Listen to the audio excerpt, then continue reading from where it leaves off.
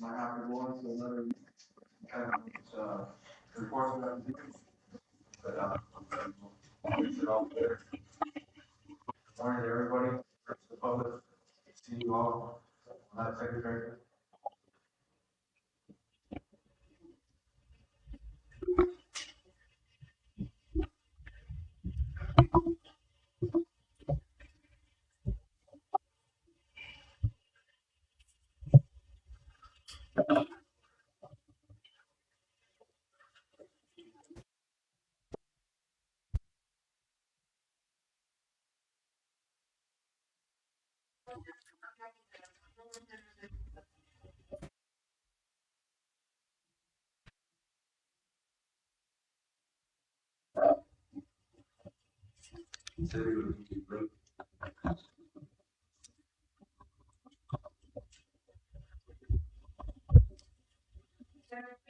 Here.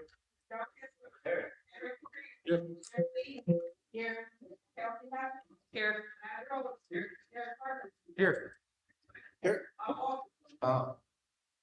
Here.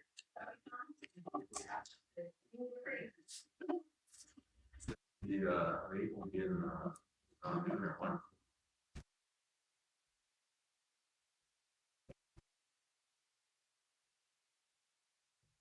Thank you, Mr. Knight, Mark Rep.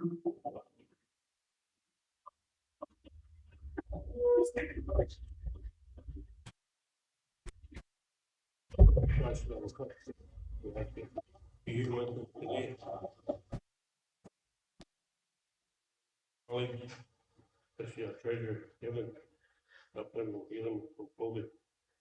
So I said, you walk over the one there in the hospital for COVID, for the healing.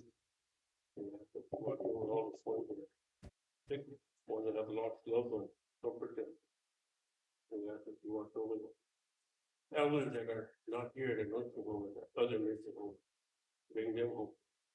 Especially the one that knows our language. And I said, we watch over all our children, keep them safe from all the flu that's going around. Protect them, watch over them. Again, we have to keep watch over all my colleagues, family at home, wherever they are, protect them and keep them safe. Hope my God gets it.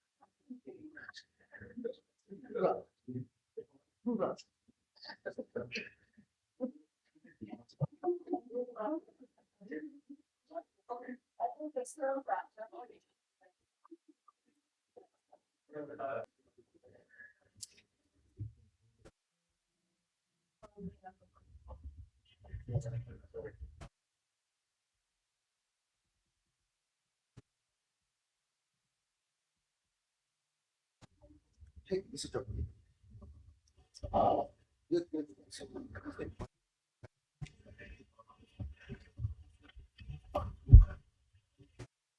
Saturday. Thank you for praying for Mr. Treasurer.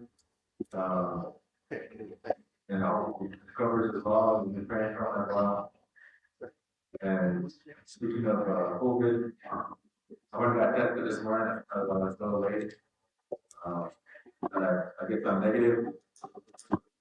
They didn't call, but I'm really a positive person, so, but I am negative.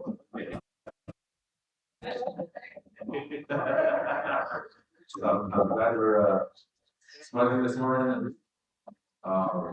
We have the land report, Carly's here, but our minutes. Thank you, Carly. We have to finish that schedule report, there's some more motions in there, we'll get to those later. Also, Steve Gunn sent us the resolution, the last resolution for 48. And we're gonna finish that up today, and but at 11, there's people coming, there are some visitors coming, MMIW, are you still coming?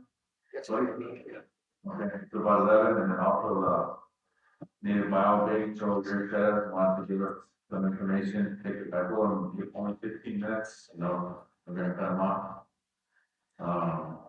In a good way first, then we'll do lunch, and then I have one, Mark will be here, Mark Van Norman by, Zoom.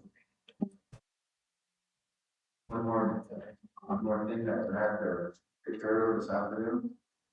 We'll,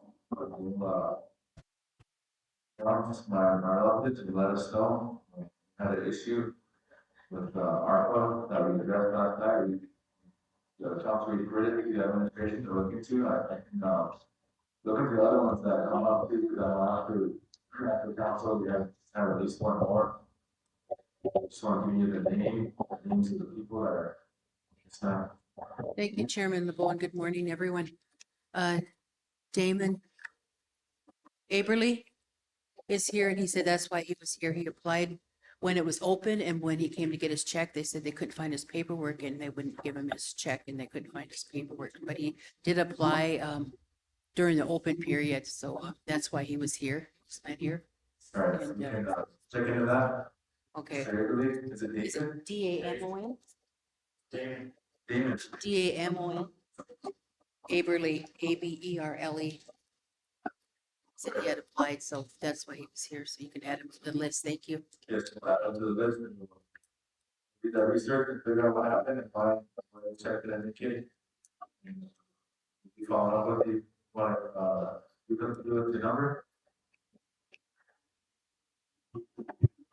Yeah. 605.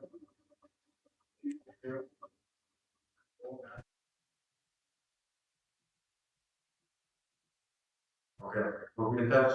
Slavery, you coming in? Okay, well, with that, we'll get started on our round report. We've got 7 minutes here, August 23rd, 2022.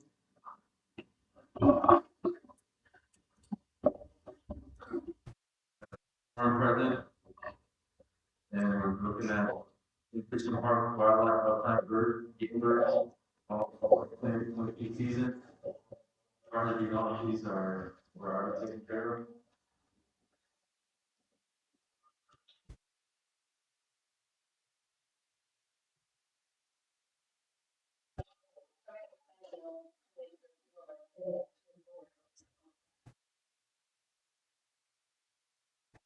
Okay.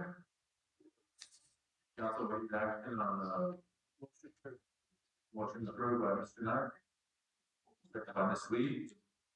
Discussion or comments on the game bird season? There's the eligible travel members, handicap member, affiliated travel member, non-member, resident, non-member, non-resident. Different categories we have for the costs. Otherwise, we'll ask, we have a motion to recommend approval by resolution of recommended use limits and regulations for the upland game birds fall 2022 season. Motion by Mr. Nyers, second by Ms. Lee. Secretary.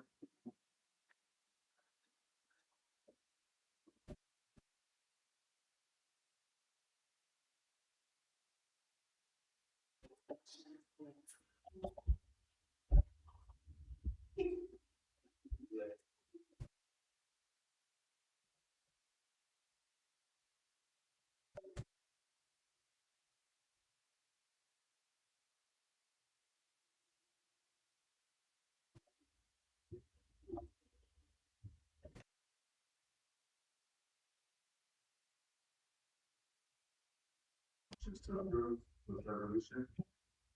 With the recommended use limits and regulations for the upland birds fall 2020 season.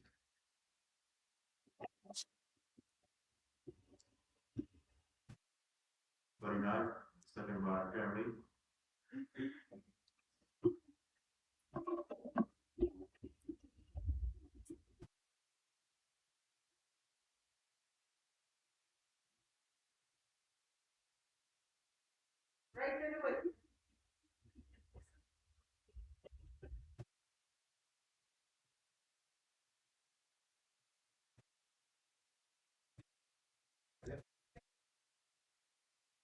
Yes.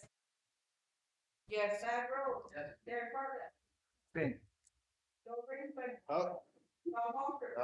Robert Anderson. Yes. Tony Thompson. Absent.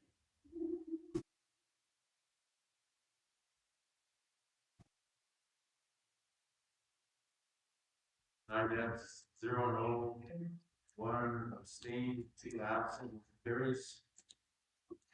Going to the next one is the motion to recommend approving by resolution the recommended fees. Sorry, this one's Game Fish and Park Wildlife Fall 2022 out season lottery. And the 2022 travel out season will be open for all calendar soon travel and affiliated members as well as non-member residents. There will be a limit of 6 tags available. And tag will be awarded through a lottery drawing. Lotteries entries can be made online at the website or at our office during business hours. The lottery will close October 2nd and the drawing will be on October 3rd. All successful applicants will have until October 24th to claim their tag. All unclaimed tags will be redrawn. There will be no exchanging tags. The name drawn will be the name on the tag. Successful applicant will be allowed to bring along one other person to assist with the must complete waiver before ages 12, 17 must have completed hunter safety course. Then go down to the rules, and what is to recommend approving by resolution the fees and limits for the 2022 out season lottery. Any action? Motion to approve. Motion approved by Mr. Russo, second by Ms. Lee. Discussion, Mr. Bartlett. Chairman, on the last motion and this motion, is anybody kind of due to the inflation, everything going up in prices, is licenses fees, are they also kind of accommodating the inflation rates and prices going up? I mean, are these last year's same rates? This is the first time we're doing it. The birds Oh, for the album. or the elk? Unless this is the, I think this is the first time we do the actual lottery. I don't know if we did it like this in the past. Yeah, how about on the last motion? Are they, the prices go up or still the same?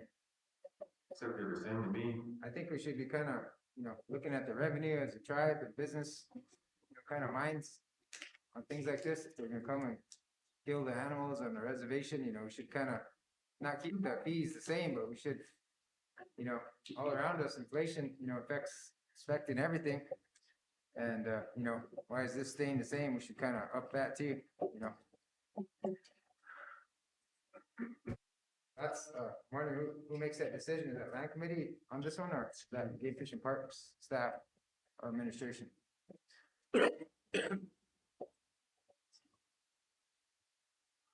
that committee and also the changes that you on that. No. So. How would we go? Huh? Yeah, we can tell them we need to adjust for inflation. It's a good point. Okay, thank you. Thank you. Other comments? Mr. Kessler? No, sorry. You're doing okay. Good. On the secondary, please call for the vote. Absent tonight, Junior. John Kessler. Yes. Sarah Dupree. Sarah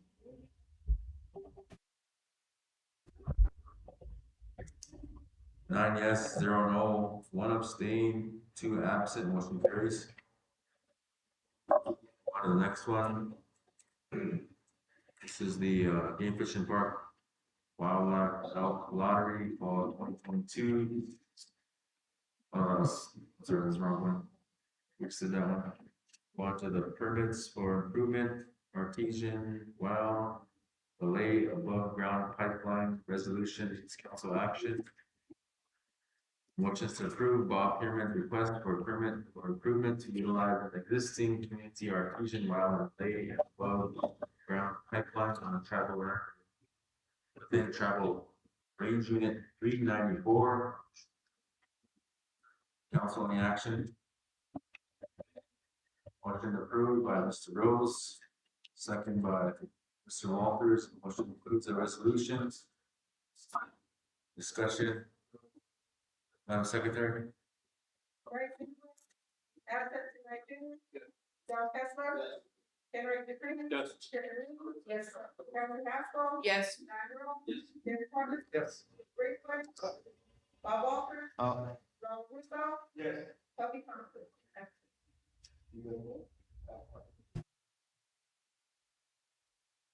Ten yes, zero no, zero abstain, two absent, motion carries. Council, we'll go to the next one here, proposed sale of land, Cook family. Cook family is proposing to sell their land, undivided interest within the lot tract to the tribe. The tract is in question consists of 640 acres divided equally between the four family members, which include appraisals were acquired and are listed as follows. So the motion is to direct land buyback to purchase the Cook family's undivided interest in the allotted tract 340x625. Any action? Motion approved by Mr. Walters, seconded by Ms. Lee. Mr. Chairman, I visited with the Cook family and they said they tried to sell it to the land buyback, but they said that the tribe has to say they want the land. I didn't understand why they would tell them something like that, because we'll take back any land. But so that's why it came to us at the land committee. They did send in a letter, I believe, and stuff with everything on it, and they said that the tribe had to approve of accepting the land before land buyback to buy it, so that's why it's here today. So, of course, we want to add to our acres. Gotcha. Thank you. Carly?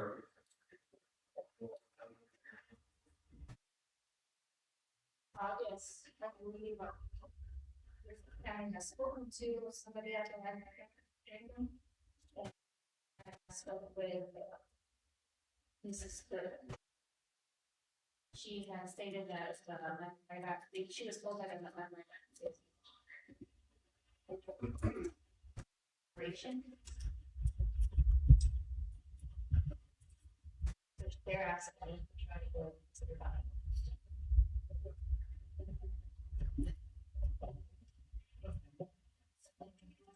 Any other comments?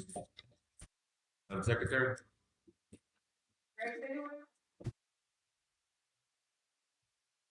John Kessler. Henry Dupree. Jeremy. Yes.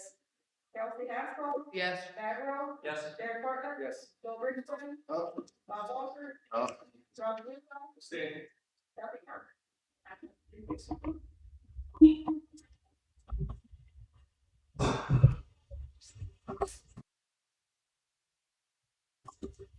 That's six yes, zero no, one abstain, two absent, motion carries. Council, we go to the next one here on page 4. Proposed home site for Kenneth Madison. Motion to approve. Second. 9 yes, 0 no, one abstain, two absent. Sorry. Yep, so we're back to Kenneth. He needs a home site. Motion to recommend approving to assign Kenneth Madison 0.625 acres of tribal land for a purpose of establishing a home site located within the community of Thunder View. Motion approved. Resolution by Mr. Russo, second by Mr. Walters. Discussion. Madam Secretary? Greg Singleton.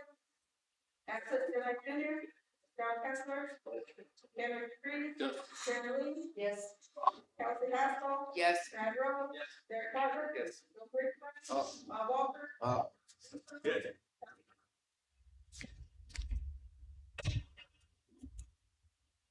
10 yes, 0 no, 0 abstain, 2 absent, motion carries. We're gonna go down to the next one, proposed land exchange for Kenneth West Jr. for appraisals. Looks like they're looking at 20 acres of travel land for 17.037 of a lot of land. The motion is recommend approving to direct Bureau of Indian Affairs to acquire appraisals on all lands involved in the exchange between the Cheyenne River City Tribe and Kenneth West Jr. Council on the action. Motion approved with resolution by Mr. Walters, second by Mr. Russo. Discussion, Madam Secretary? Grayson Woods, absent Denied Junior, John Kessler, Henry Freed, Yes. Yes. Kelsey Haskell, Yes. Brad Rowe, Yes. Derek Carter. Yes. Bill Brickman, Up. Bob Walker, Up. Ronnie Busa. Up.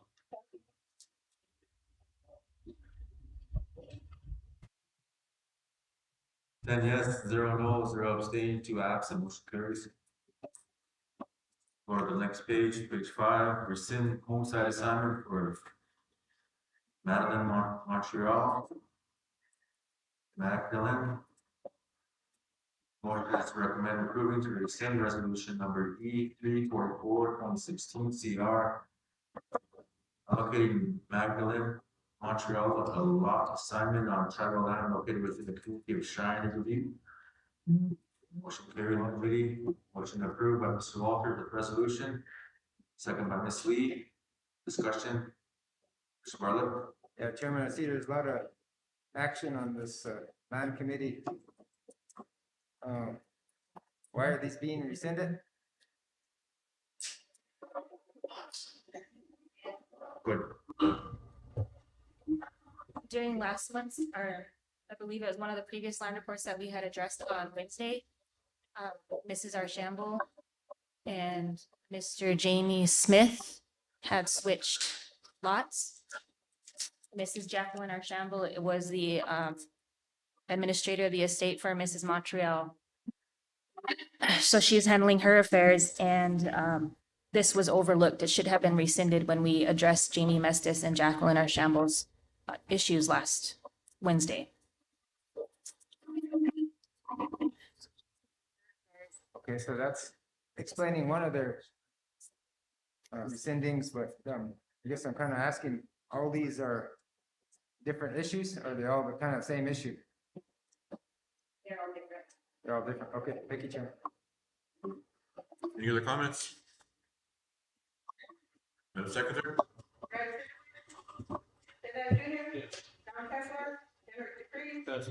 Sharon Lee, Yes. Kelsey Haskell, Yes. Brad Rowe, Derek Carter, Yes. Bill Brickman, Up. Bob Walker. Up. Kelsey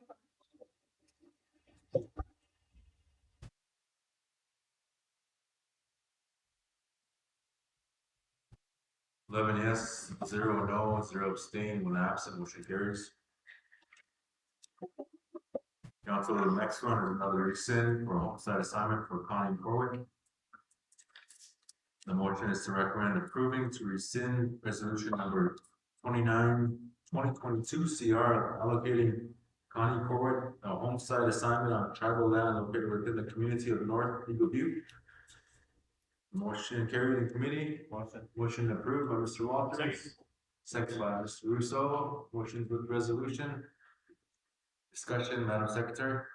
Grayson Woods, Denied Junior, John Kessler, Henry Freed, Yes. Sharon Lee, Kelsey Haskell, Yes. Brad Rowe, Yes. Derek Carter, Yes. Bill Brickman, Bob Walter. Up. Ronnie Busa. Up. Kelsey Plum. 11 yes, 0 no, 0 abstaining, 1 absent, motion carries. Chairman, Sir. question, why was that one rescinded, Carly? So Mrs. Connie Corritt has rescinded her assignment. She is stepping away from it altogether. As you see below with Kathleen Maynard and Genevieve Iron Lightning, Kathleen is rescinding her home site. And then she is applying for Connie's site. Kathleen is rescinding hers and Genevieve is applying for that site for Kathleen's. So they all have their applications turned in and everything was reviewed by land committee. And then on these exchanges, or they're switching lots and assignments, do they have homes when they do that, or are they required to have a home? Motion approved with resolution. And second motion by Mr. Russo, second by. Motion by Mr. Walter, second by Mr. Russo. And the motion to rescind. Motion to approve, approving to rescind resolution number 4521. CR allocating Kathleen Maynard a homestead assignment on tribal land located within the community of Cheyenne Dubuque. And reassign Kathleen Maynard a two and a half acre homestead located within farm pasture 999B. Comments, Madam Secretary? John Kessler, Eric Entry, Yes. Jerry, Yes. Kelsey Castle, Yes. Ted Rose, Yes. Derek Barber, Yes. Rick Hood, Bob Walker, Oh, Ron Russo, Oh.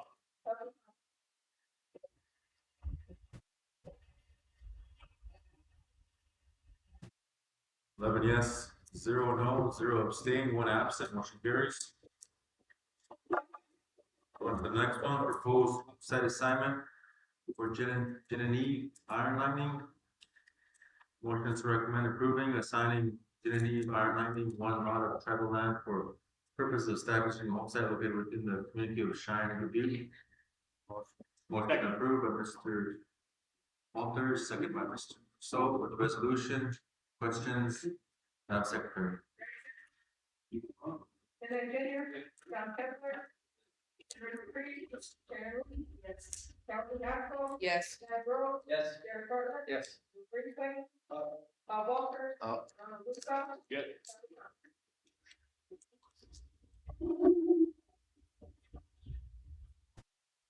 11 yes, 0 no, 0 abstain, 1 absent, motion carries. Chairman? Yes, Chairman, just want to point something out that, you look at those District 4 minutes, there was a meeting we had and, Ms. Miller came to the Human Services Committee and she let us know that District 4 is planning on even a payment with the funds that Tribal Council divided up these funds of 15 million for homes. District 4 got some funds out of that, and she indicated that at their meeting that they wanted to, they're considering a payment for their district. So that's discussion, and we're doing these land exchanges or these, new assignments, and they're trading assignments for an assignment. Well, these 3 individuals that we're talking about here, they addressed me on a home, and District 5 was taking care of homes, but District 4 isn't thinking like District 5.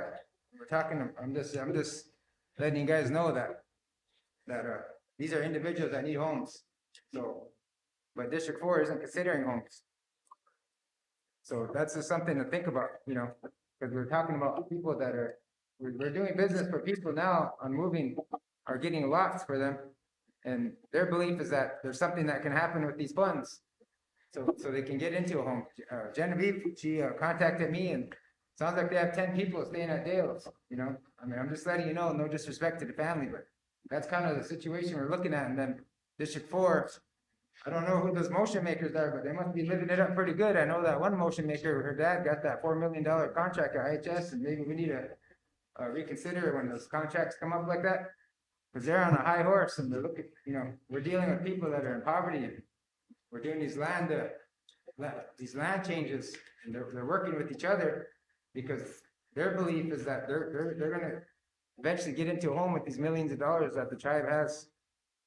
That 15 million that I presented back then, the ARPA dollars, so there's no respect, coming from District 4 by trying to, eliminate those homes or talk about a payment, so I'm just saying, we're talking about homes, and we're taking time to do this today on lands.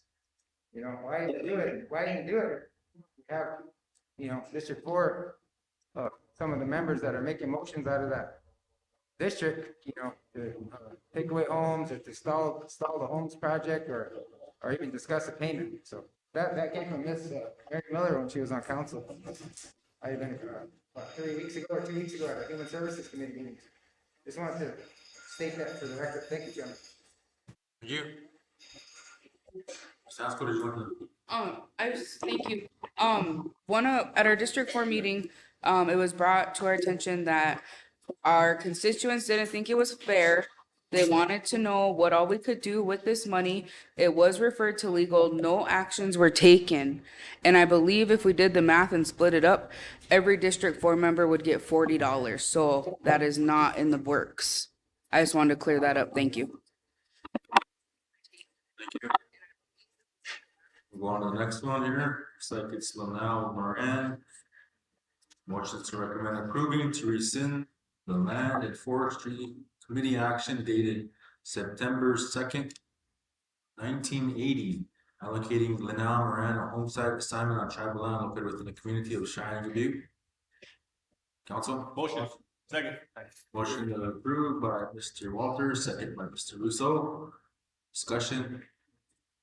Madam Secretary? Ray Tillman.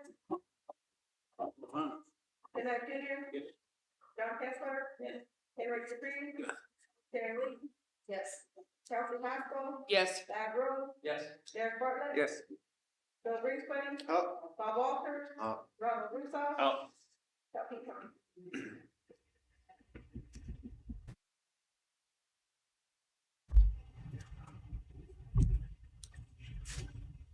11 yes, 0 no, 0 abstain, 1 absent, motion carries. Go to the next one. Proposed homestead assignment for Timmy Williams. And the motion is to recommend approving to assign Timmy Williams 2 lots of tribal land for the purpose of establishing a homestead located within the community of Beagle Butte. Motion approved by Mr. Walters, second by Mr. Kessler. Discussion. Motions with resolution, Madam Secretary. Kenneth Junior. John Kessler. Yes. Henry Dupree. Yes. Karen Lee. Yes. Chelsea Haskell. Yes. Thad Rose. Yes. Derek Bartlett. Yes. Bill Grinspan. Oh. Bob Walters. Oh. Ronald Russo. Oh. Duffy Thompson.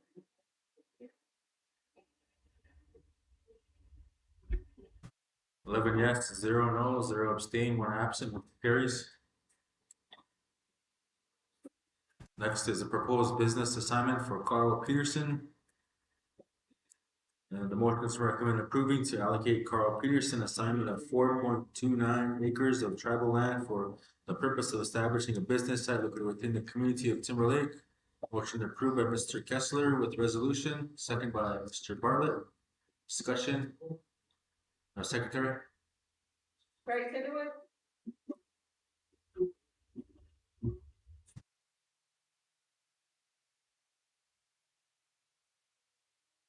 John Kessler. Henry Dupree. Yes. Karen Lee. Yes. Chelsea Haskell. Yes. Thad Rose. Yes. Derek Bartlett. Yes. Joe Grinspan. Oh. Bob Walters. Ronald Russo. Oh. Duffy Thompson.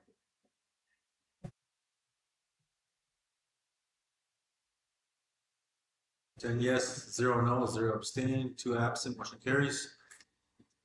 Council, we're going to the next one. This is joint permits.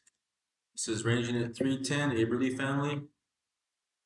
And they want to, motions to recommend approving the joint permit application to add Ethan Aberley to the grazing permit for ranging at 310 with Don Aberley and Janice Aberley estate.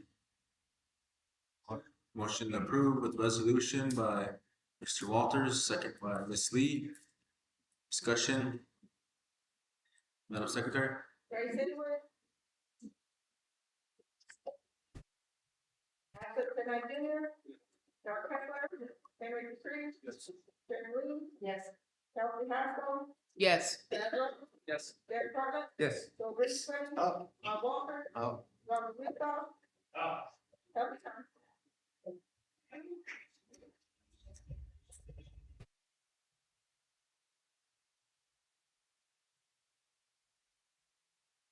Ten yes, zero no, zero abstain, two absent, motion carries. Council will go on next page, page 7.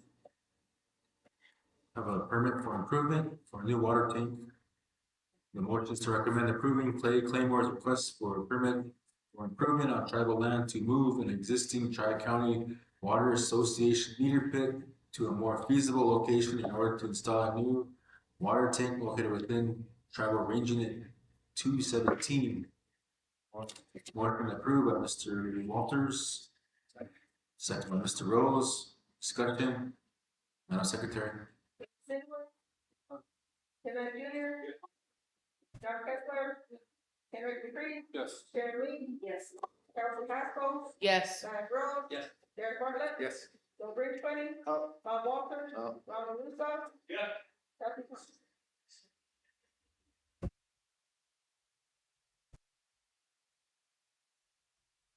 11 yes, 0 no, 0 abstain, 1 absent, motion carries. We go on to the next one, permit for improvement. Livestock water pipeline, Paul Lawrence, Region 101. Motion is to recommend approving Paul Lawrence's request for a permit for improvement on tribal land to install a livestock water pipeline located within tribal region 101. Motion approved by Mr. Walters with resolution, second by Mr. Kessler. Discussion. Madam Secretary. Chairman, Oh. is that, well water or just tap water? Regular water? Line hookup? Let's see. Should say it's an existing Tri-County Water Association water line. It's gonna extend from an existing one. Does it extend from an existing one, but it's, oh, that's not well water, right? That's not a well, that's regular, it's coming right from the line Yeah, it's treated. for cows or for human consumption? Both, I imagine. Both? Okay, thank you. Yep. I'm sorry, what did Madam Secretary? Barry Sindowit, Kenneth Junior, John Kessler, Henry Dupree, Yes. Sharon Lee, Yes. Chelsea Haskell, Yes. Chad Rose, Yes. Bartlett, No, Joe Brisbane, Oh. Bob Walker, Oh. Ronald Russo, Happy Thompson.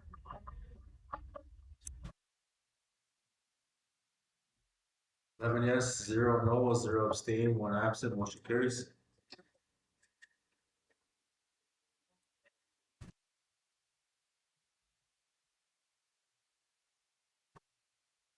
Well, there's a correction. It's 10 yes, 1 no, 0 abstain, 1 absent, motion carries. Next, we go on to the utility service line sanitation for Arlene Thompson. Motion approved by Mr. Walters to recommend approving Arlene Thompson request for an easement on federal land to install a new sanitation service line to the assigned home site located within community of Cheyenne and Butte. Motion approved by Mr. Walters with resolution, second by Mr. Rose. Discussion. Madam Secretary. Barry Sindowit, Kenneth Junior, John Kessler, Henry Dupree, Yes. Sharon Lee, Yes. Chelsea Haskell, Yes. Chad Rose, Yes. Derek Bartlett, Yes. Joe Brisbane, Oh. Bob Walker, Oh. Ronald Russo, Happy Thompson.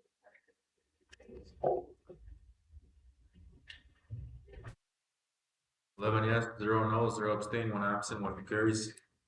Next, we got the utility service line, water. Wakapaw Wash Day Animal Shelter in the community of Cheyenne and Butte. Motion approved by Mr. Walters, second by Ms. Lee. Discussion. Madam Secretary. Barry Sindowit, Yes. John Kessler, Yes. Henry Dupree, Yes. Sharon Lee, Yes. Chelsea Haskell, Yes. Chad Rose, Yes. Derek Bartlett, Yes. Joe Brisbane, Oh. Bob Walker, Oh. Ronald Russo, Happy Thompson.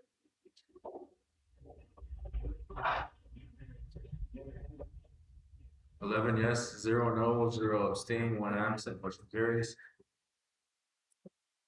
Go on to the next page, page 8, utility service line water, Indian House Service, CRST. Motion is to recommend approving Indian House Service requests on behalf of the Cheyenne River Sioux Tribe for an easement on tribal land to install a new water main extension line to provide services location within the community of West Dupree pending legal description. Motion approved by Mr. Kessler, second by Mr. Bartlett to approve with resolution. Comments? Madam Secretary. Ray Sandersworth. Senator Junior. John Kessler. Henry Dupree. Sharon Lee. Yes. Kelsey Haskell. Yes. Matt Rowe. Yes. Derek Bartlett. Yes. Bill Brisbane. Bob Walters. Ronald Luttroff. Tony Humphrey.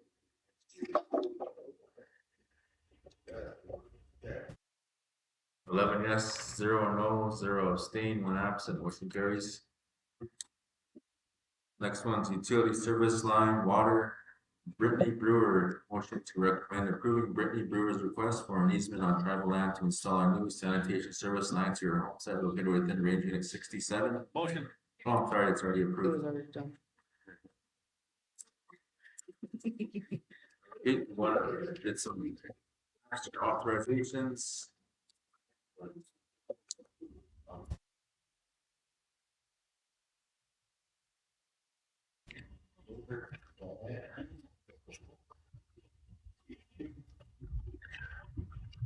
Go to a couple of pages, there's some more motions.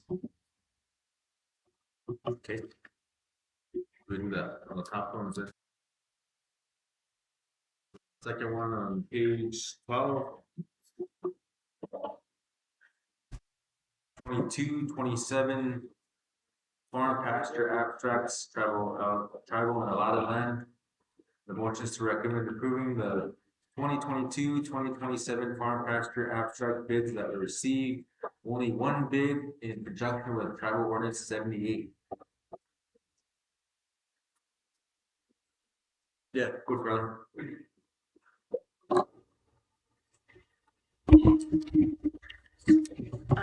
I just want to make it noted that 609 was pulled on Wednesday. Right? Tribal council action, that's part of that Three Rivers Farm. Yes. And there was an issue that was addressed in the following month with Farm Pasture 651, Paul Heron. I believe it was a boundary issue, and I know in the past there was complaints from hunters saying that he wasn't allowing people to come and hunt on within the tribal land. So that was one that we had wanted to address with you guys, just to make you guys aware.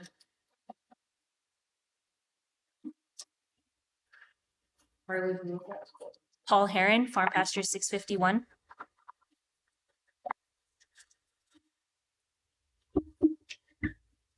You want to kind of very brief tell them about the process for farm pastures?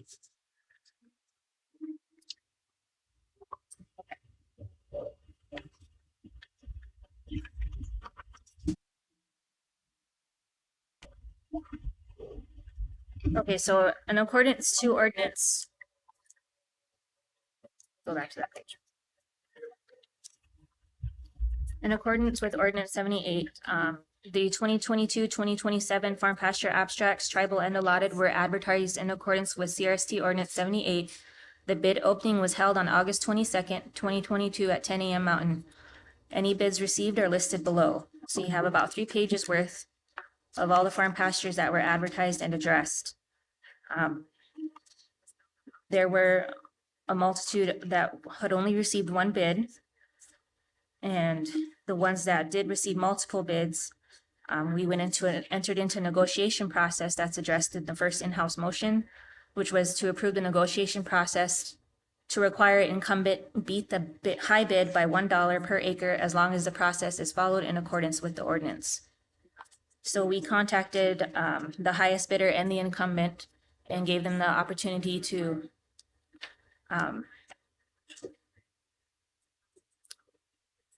gave the incumbent the opportunity to beat that highest bid. So they're all addressed there, those that did. You can see them in the yellow.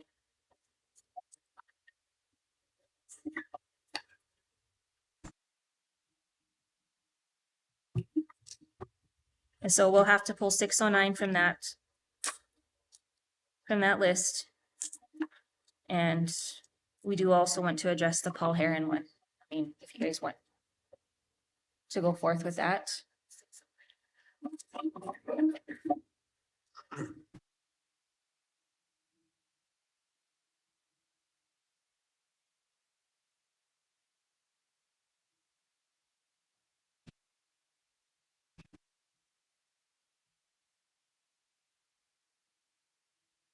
Ready?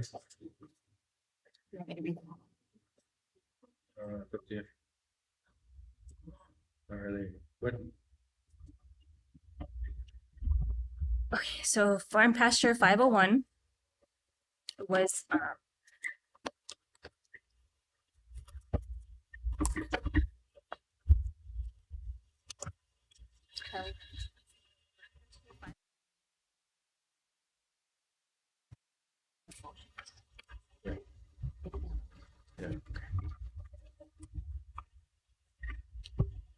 okay, so the next motion is to recommend approving the 2022-2027 farm pasture abstract bids that received only one bid in conjunction with tribal ordinance 78. Those are all listed here. As I said before, this includes tribal and allotted. And that would exclude farm pasture 609. Oh, we'll get to that one later. That was a multiple one. And do you guys want to go forth with Paul Herons or? What would you recommend?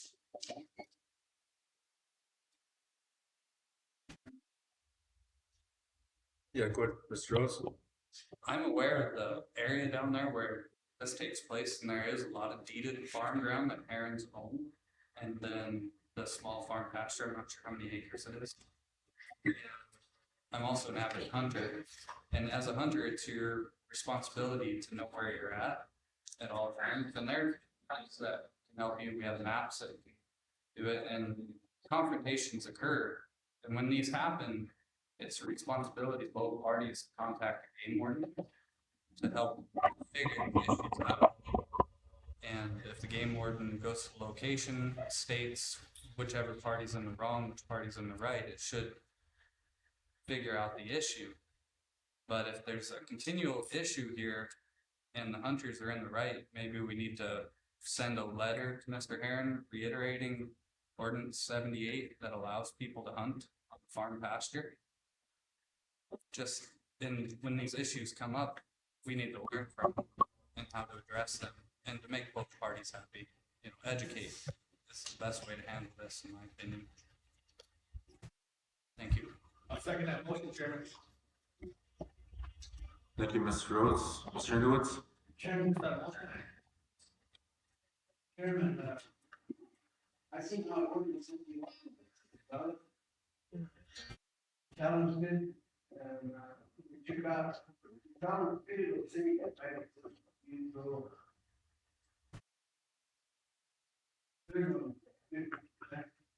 The challenge all video. Council, the candidate that take those 3 copies. Then we took 2 out, and then they're 50%. There was probably 3 counselors, but I was in for 30. That's it would be 71.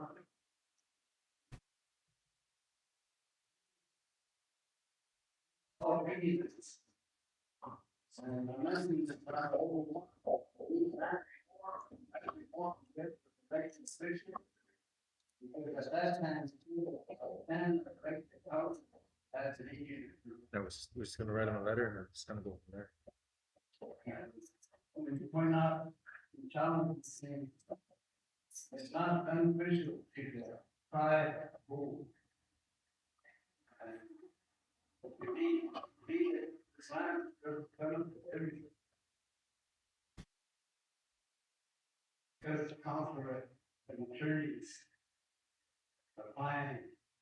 word law, but who people, guard the trees, trees, they always taking it's farming.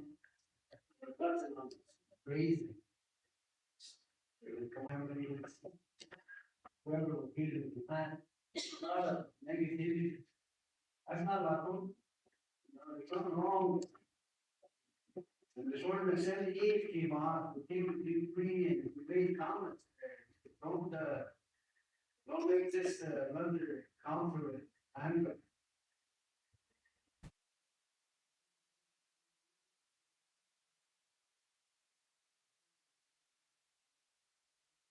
ordinance, but we made certain comments. And those should have been recorded. That alone right there is a problem. With that time, Jamie and Carly were there.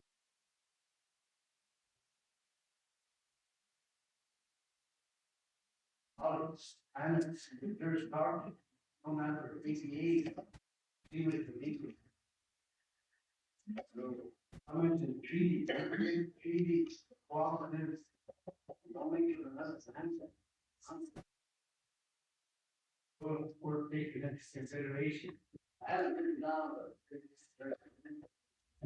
So, ordinance 78, violate, and it's also violate, needs. And at that time, there were probably over 400,000 acres. Buyback, I think it's less than 200,000 on spot fees. Here, coming out of their function there. Spot fees. And then. Same rate, came out for the same.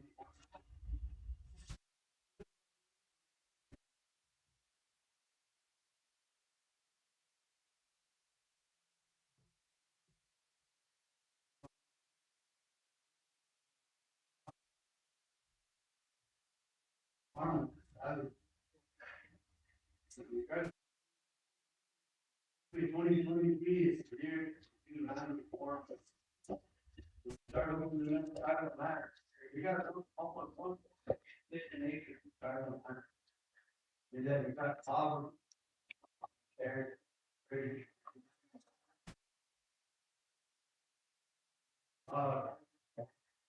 You know, and I hope there's a very, very nice,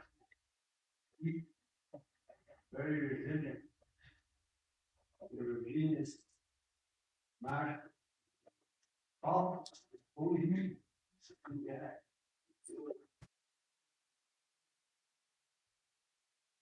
And now our system, it's not our system. Or dictate, if you away with the code. La code will go out of the law of the hundred. You name it, you are close. La code, you can say, I'm the better recognized it. Because that way you're coming to benefit. That's gonna remain as the last.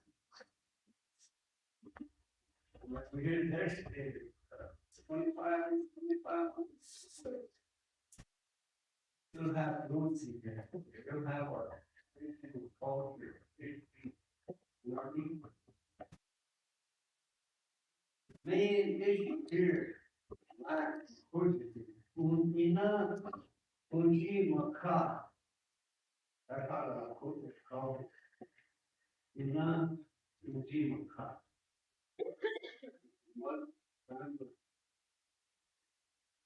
That's a big word. Yeah. It's a big word.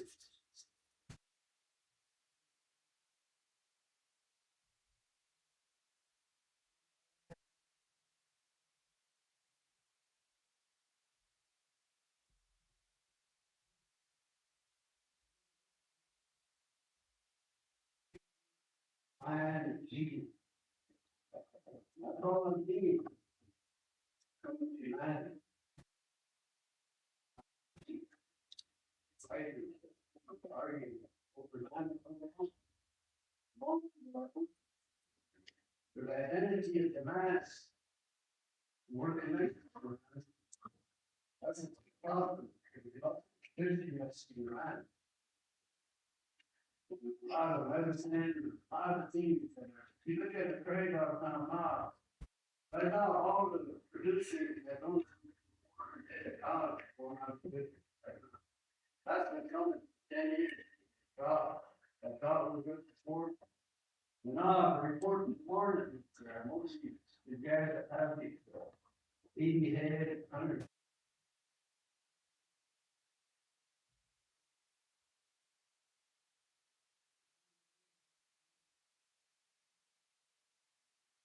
That land, that's the guys that use it.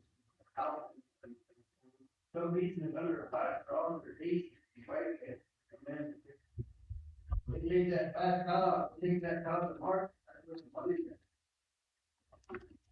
So again, you gotta have a farm, people for each district. And these farmers are gonna buy a tube for a week. Right? Yeah, that's what we have a mentality there. Very young. Point out the law, pointing the law.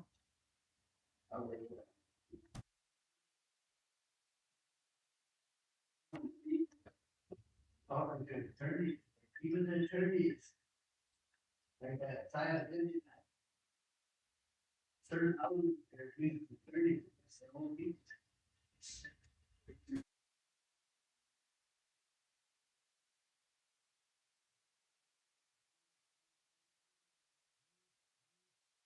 We were doing business here, it's not fun, folks, family, Iron Man, Ritter, Blackwood, Cooper, communities.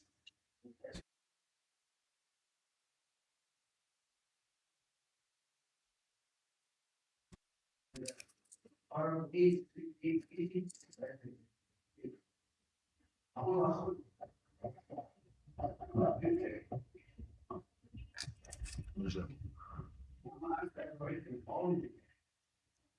You're gonna have an answer. Time to come. They have the authority. Of course, they have the authority over the land. 178, says, our, it's 100 of them, it's good. Farm, won't get help. You know, but you need damage 2022, that is. You have to, in our communities, we have a regenerative practice, we regenerate our spirit. Because we're getting connected back to our ground, Mother Earth. A lot of people don't have that concept, white people don't have that concept. If white people look at a rock, say, that's just a rock. Well, I put this known that Ian. Counselor, So. thank you. What you need to know, Cameron, because we were the last one there for all parents, about the year, and all. Yeah, we got a guest, Mr. Bryce. I just think that, right now, I think we should put a notice out there.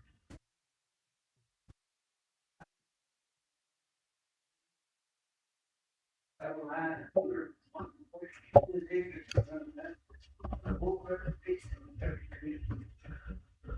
Everybody's going to the business now. Did you get a report on that? I had somebody holler. Yes. But I was telling the truth. And I was talking about economy. You can, are you on that? Are you on that committee? You pick that up, at the land committee? Yep. Thank you. Council, as stated earlier, the NMIW will be coming at 11. It looks like they're here early, but so maybe we can finish up these minutes. There's like 4 actions left. So, Carly, you want to read those, the 33 in there? Or do you want to do those separately, or how do we do those? I'll get it.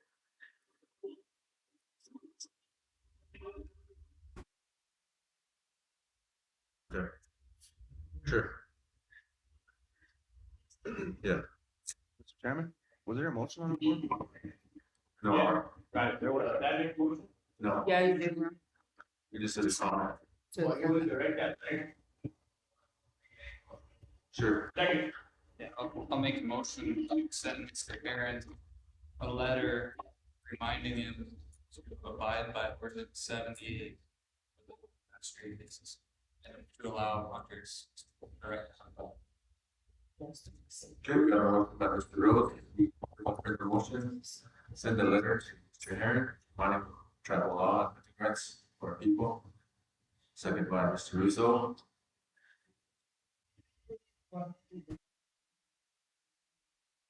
Carly can do it. Yeah. I know this.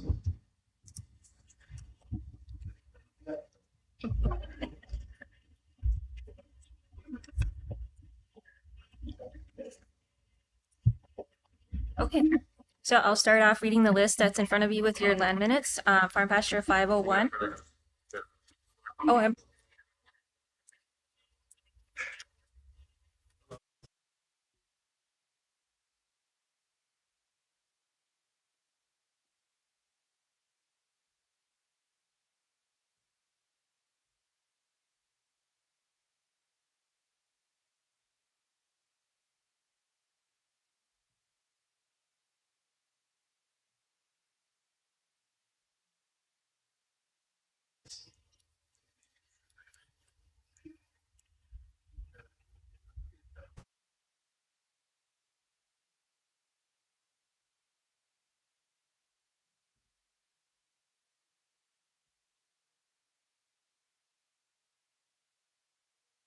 Yes. John Kessler. Yes. Henry Dupree. Sharon Lee. Yes. Kelsey Haskell. Yes. Eric Rowe. Yes. Derek Bartlett. Yes. Joe Brinkman. Oh. Bob Walter. Oh. Ronald Russo. Yes. Tony Thompson.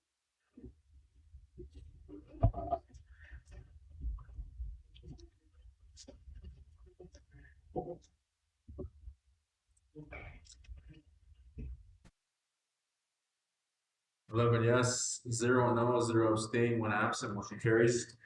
Thank you, Mr. Rose. Council, I need a motion to recommend approving the 2022-2027 farm pasture abstract bids that received only one bid, conjunction with Federal Ordinance 78, motion by Mr. Russo, second by Mr. Kessler. And what's gonna happen is they'll read in the 33, basically the winner discussion. There's discussion, we'll talk about it. Charlie? So I'll read off this list that's listed here in the minutes, start with 501. There's one more information that has to be involved in a copy of that advertising that was sent out to public. And it lists the tracks, the number, the track that it involves, whether it's a lot or tribal, how many acres, and what the recommended minimum rate was. And also some details down at the bottom, kind of describing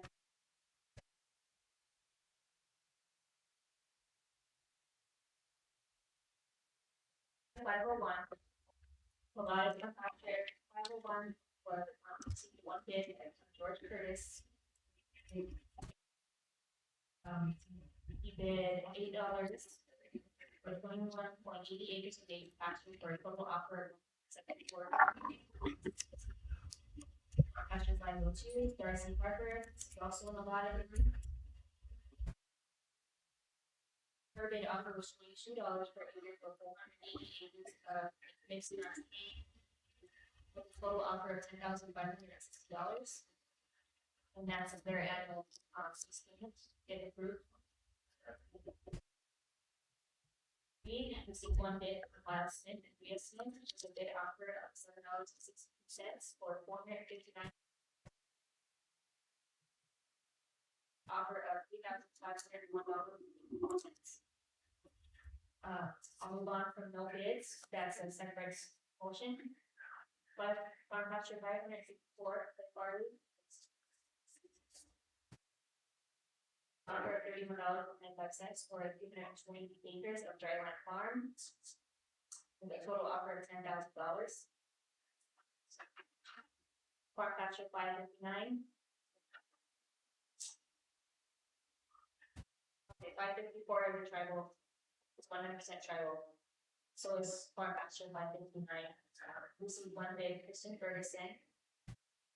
Offer $31 for 304.23 acres of dryland farm. Total offer of $9,431.13.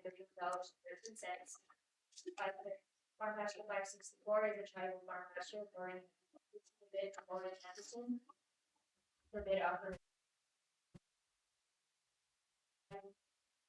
0 acres of native pasture at the total offer of $233.60.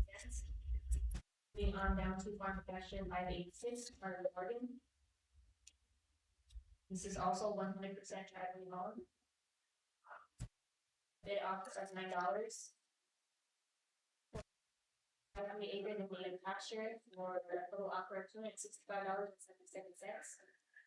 Farm pasture 595. Also a tribal farm pasture, Mary Kay Basin Grid submitted a bid offer of $17.65 for 195 acres of mixed grass hay for a total offer of $3,441.75. Farm pasture 598 is an allotted farm pasture. Received a bid offer from Robbie and Randy Berkman for $6.75 for 68.8 acres of native pasture for a total offer of $162.38. $17.38 for 91.50 acres of mixed grass hay. Total offer of $1,590.27 for a grand total of $2,052.65. Tate Jensen submitted a bid offer for farm pasture 600, which is a tribal farm pasture, for $5.45 for 6 acres of native pasture, total of $33.70. $24.50 for 34 acres of alfalfa hay for a total of $833, with a grand total of $865.07. Moving on down to farm pasture 610.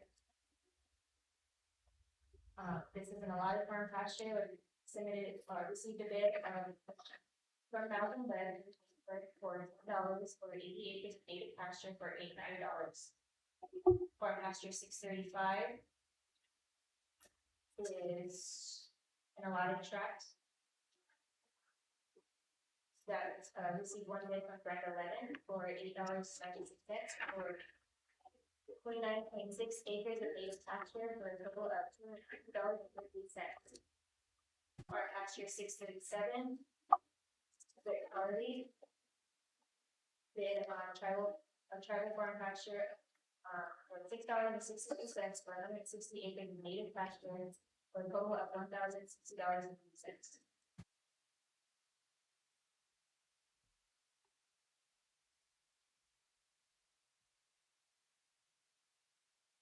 That's a lot of them. Developing a lot of tract. One bid offer was received from trade union for $6 per foot for 67 acres of dry land farm with a total of $2,422.08. Moving on to 646. Gilbert Marshall and Brenda Lemon.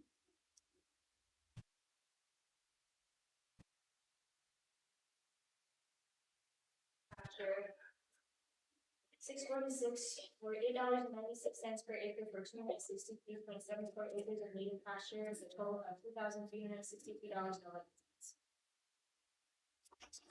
Farm pasture 648 is a tribal farm pasture and received one bid from Chris Sharp for $7.40 per acre for 104.80 acres of native pasture for a total of $775.52 and $30.50 per acre for 255.20 acres of dryland farm for a total of $7,783.60 for a grand total of $8,539.12. Paul Heron, farm pasture 651 is an allotted farm pasture. He submitted a bid for $45 for 192.80 acres of dryland farm for a total of $8,946. Farm pasture 653 is a charter farm pasture and received one bid from Kent Simon for $31.50 per acre for 42 acres of dryland farm for a total of $1,323. Farm pasture 654 is also a tribal farm pasture that received one bid from Jeremy Eaton for $31.50 per acre for 76 acres of dryland farm for $2,394. 667 is also a tribal farm pasture. Received one bid from Brown Williams for $32 per acre for 265.25 acres of dryland farm for a total of $8,488 and $20 per acre for 122.25 acres grass hay for a total of $2,445 with a grand total of $10,933 annually. Moving on down to farm pasture 673, which is received one bid from Robert Lawrence for $80 per acre for 280 acres of native pasture for a total of $2,240 annually. Farm pasture 685, which is also a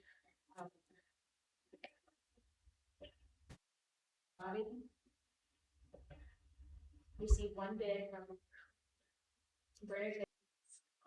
Farm pasture 686 is a tribal farm pastures. Gilbert Marshall and Bernard Lemon bid $18.75 per acre for 87.70 acres of mixed grass hay with a total of $1,644 acres or $644.38.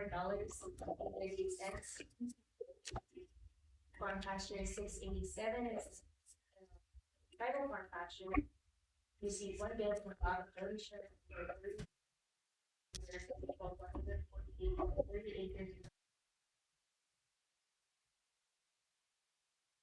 Farm pasture 69 and a lot of farm pasture, this is one bid for Kyle Christine George for $10 per acre for 10 acres of tame pasture. $100 annual. Moving on down to $7.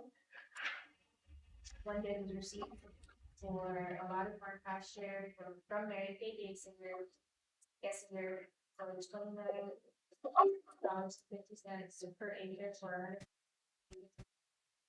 Total of $4,661. Farm pasture 730, Cassie Martin. On tribal farm pasture $3 per acre for 250 acres of mixed grass.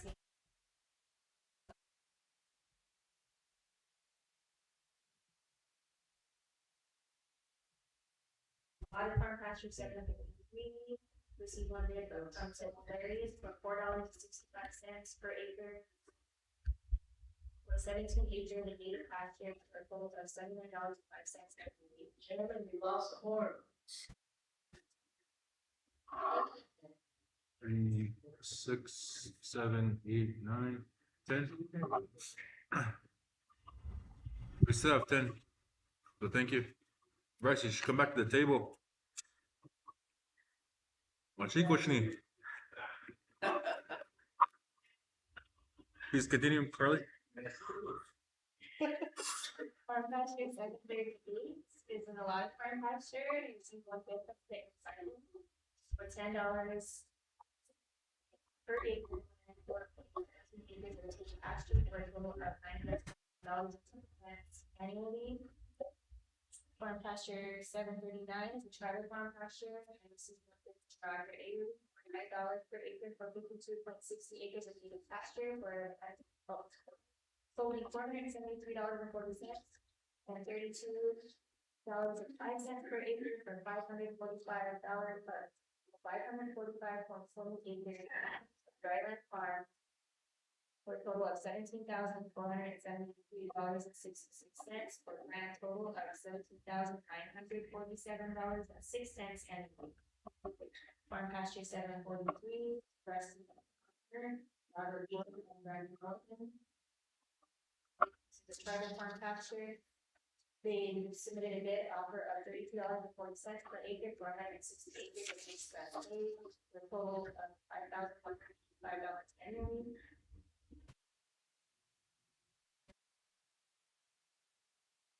Oregon submitted a bid for private farm pasture, $32.40 per acre for 160 acres of mixed grass hay. Annual payment of $5,100.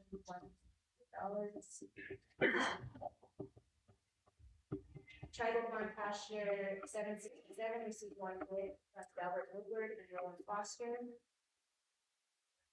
For $10 per acre for 1,777.74 acres of native pastures. $17,707.40.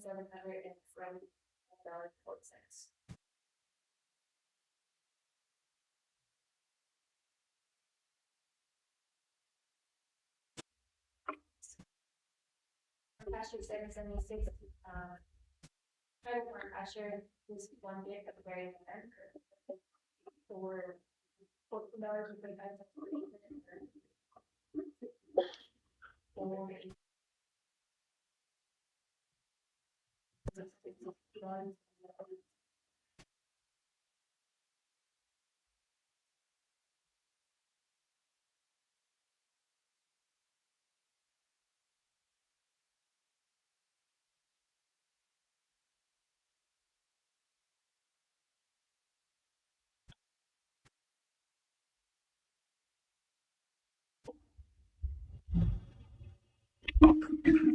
Any questions, council members? Chairman, Yes, sir. I have a question. It's something I've been thinking about. It's I wonder why we don't do this with our ordinance 71. The bidding process. We had an action come from District 1. We had action from other districts too, discussion about what our land is worth. And we didn't want to make a motion here if we referred to land committee, and land committee couldn't seem to figure out what the value of our land is. So I think this is a pretty good way to determine the value of land, especially with that first right of refusal we have. I'd like to see that ordinance 71 change before this next 5-year allocation period, that we change that to a bidding process. Well, something to think about. Thank you, Chairman. Thank you. Any other comments? Madam Secretary? Right, Senator? Senator Junior? Brown Kessler? Senator Dupree? Yes. Sarah Lee? Senator Castle? Yes. Favreau? Yes. Darren Bartlett? Bill Brady? Bob Walter? Robin Rintoff? Kelly Carter?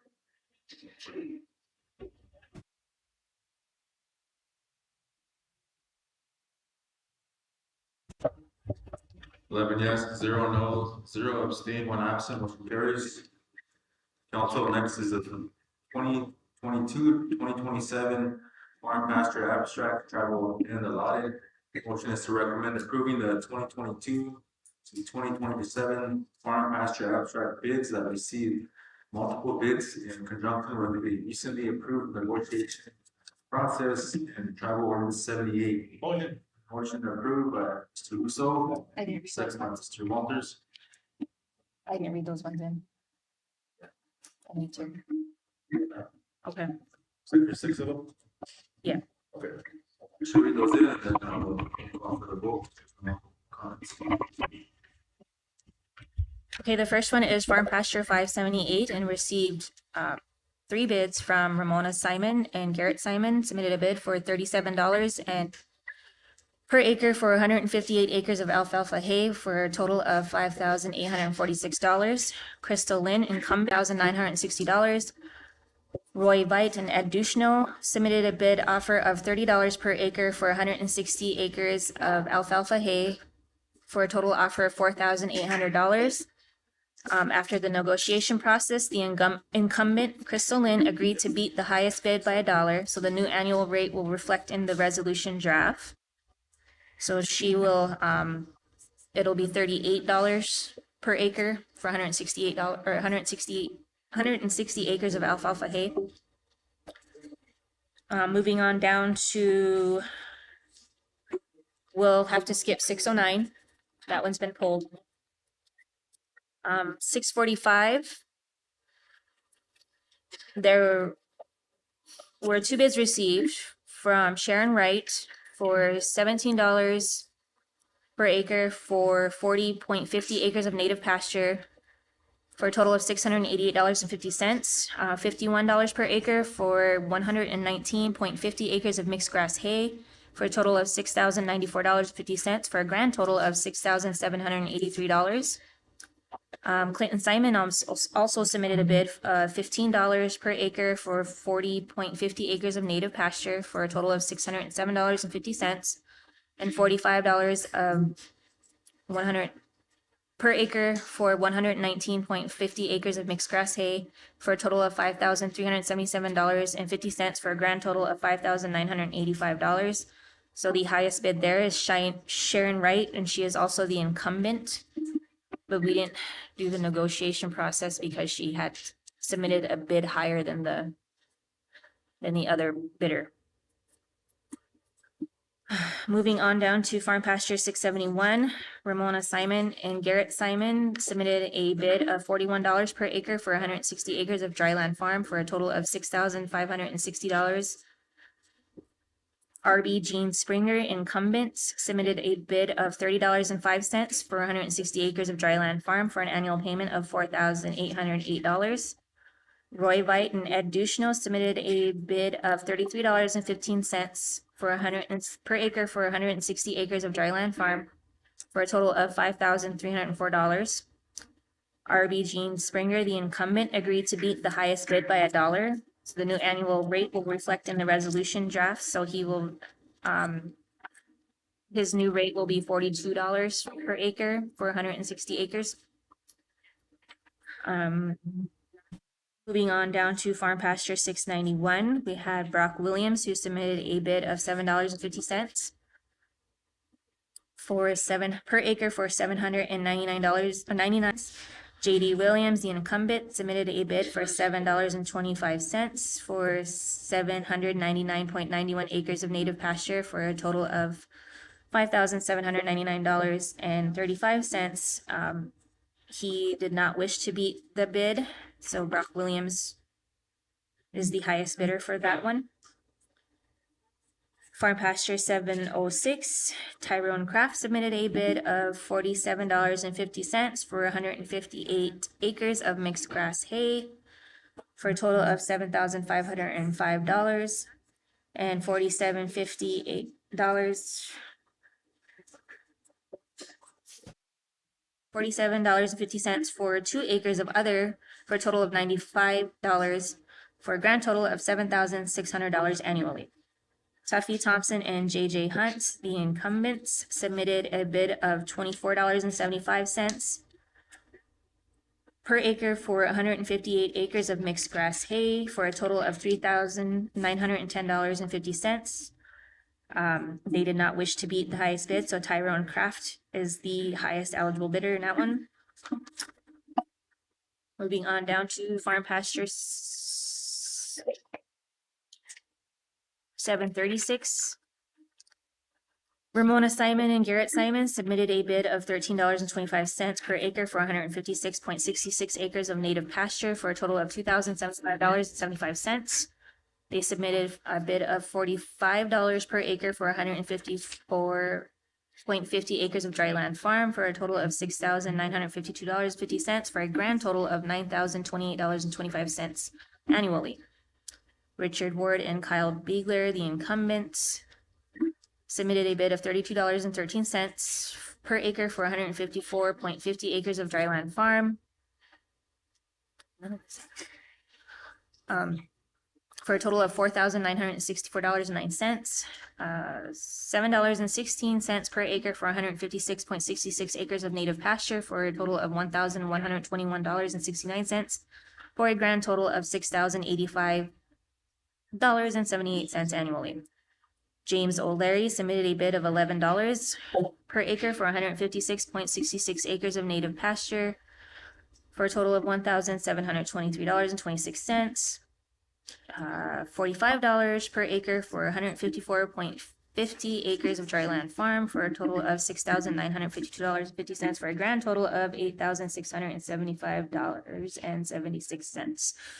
The incumbents, Richard Ward and Kyle Biegler, agreed to beat the highest bid by $1. The new annual rate will reflect in the resolution draft. Farm pasture 737, Jennifer Schullerman submitted a bid of $8.51 for 200 acres of native pasture for a total of $1,702 annually. Judy Hall, the incumbent, submitted a bid for $8.25 for 195 acres of native pasture for a total of $1,608.75 annually. The incumbent, Judy Hall, agreed to beat the highest bid by $1, so the new annual rate will reflect in resolution draft. Moving on down to farm pasture 744, Sloan Anderson and Lyle Anderson submitted a bid of $50.33 for 596 acres of mixed grass hay for an annual payment of $29,996.68. Kevin Keckler, the incumbent, submitted a bid for $32.40 per acre for 596 acres of mixed grass hay for an annual payment of $19,310.40. James A. Burnt submitted a bid for $35.40 for 596 acres of mixed grass hay for an annual payment of $21,098.40. Chris Shrimp and Josh Shrimp submitted a bid for $33.50 for an annual payment of, or for 596 acres of mixed grass hay for an annual payment of $19,966. The incumbent, Kevin Keckler, agreed to beat the highest bid by $1, so the new annual rate will reflect in the resolution draft.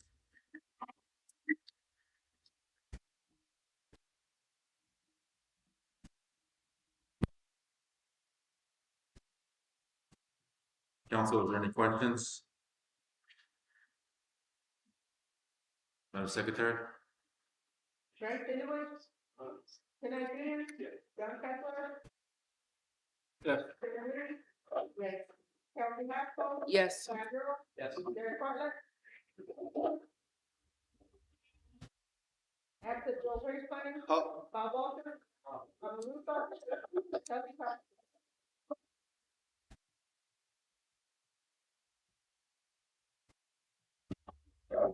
10 yes, 0 no, 0 absent. I'm sorry, 10 yes, 0 no, 0 abstain, 2 absent, motion carries.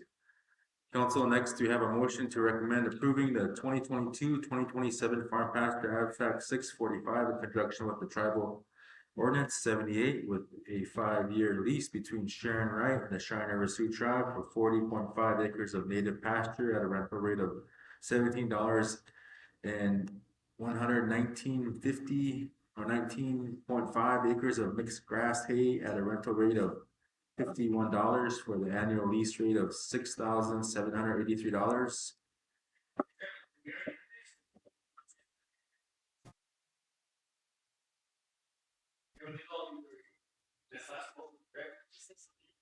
Okay, so you can skip to the next one.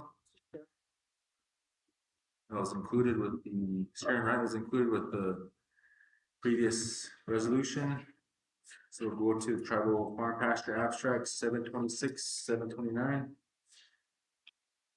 The motion is to recommend approving the 2022-2027 Tribal Farm Pasture Abstract 726 in conjunction with Tribal Ordinance 78 for a 5-year lease between Debbie Dragaset and the Cheyenne River Sioux Tribe for 440 acres of native pasture at a rental rate of $650 per acre for an annual lease rate of $2,860 and 2022-2027 Farm Pasture Abstract 729 in conjunction with Tribal Ordinance 78 for a 5-year lease between Travis Gebhardt and the Cheyenne River Sioux Tribe for 644.70 acres of native pasture at a rental rate of $7.32 per acre for an annual lease rate of $4,719.20. A motion by Mr. Russo, second by Mr. Rose. Discussion, Madam Secretary. Right. John Kessler? Henry Dupree? Yes. Sharon Lee. Yes. Chelsea Haskell. Yes. Brad Rose. Yes. Derek Butler. After Joe Brinkman. Bob Walker. Excellent. Robert Russo. Next. Duffy Thompson. Sorry, good. Skip. 10 yes, 0 no, 0 abstain, 2 absent, motion carries.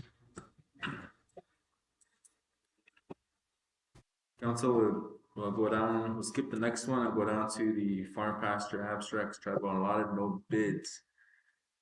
The motion here is to delegate the Bureau of Indian Affairs to enter into negotiations on behalf of the Cheyenne Sioux tribe with the prior lease for a $1 increase per acre for the recommended minimum bid of, for farm pasture abstracts 549, 670, and 656, and bring it back to tribal council for review. Motion by Mr. Walters, second by Mr. Rose, discussion, Madam Secretary.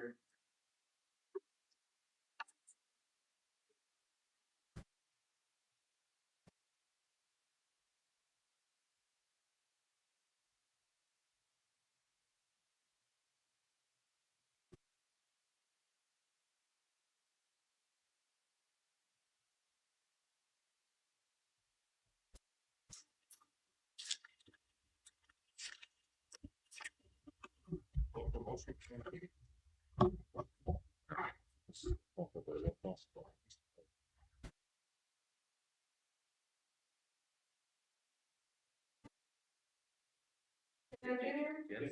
John Kessler. Timothy Tree. Sharon Lee. Yes. Chelsea Haskell. Yes. Brad Rose. Yes. Derek Butler. After Joe Brinkman. Bob Walker. Robert Russo. Oh. Duffy Thompson.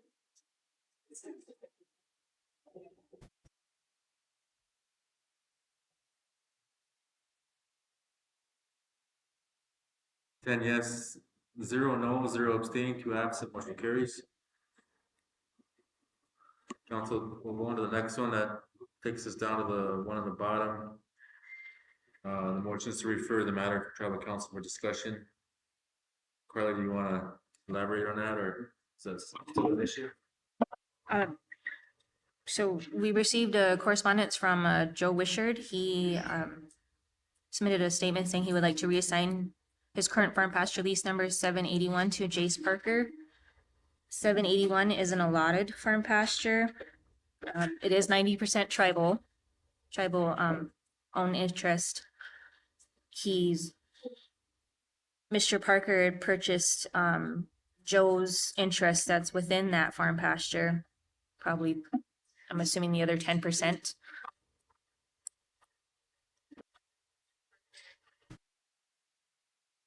So this would refer to council for discussion, I guess, and if you guys choose to make a decision. Chairman, Yes. so he doesn't want it no more, he wants to give it to this guy instead. So, what's, I think the ordinance, they're gonna re-advertise, right? So, ordinance. Or do we need a motion for that? I think it helps. There's a motion to re-advertise, I think is what should happen. By Mr. Rousseau, second by Mr. Rose. Discussion, Madam Secretary.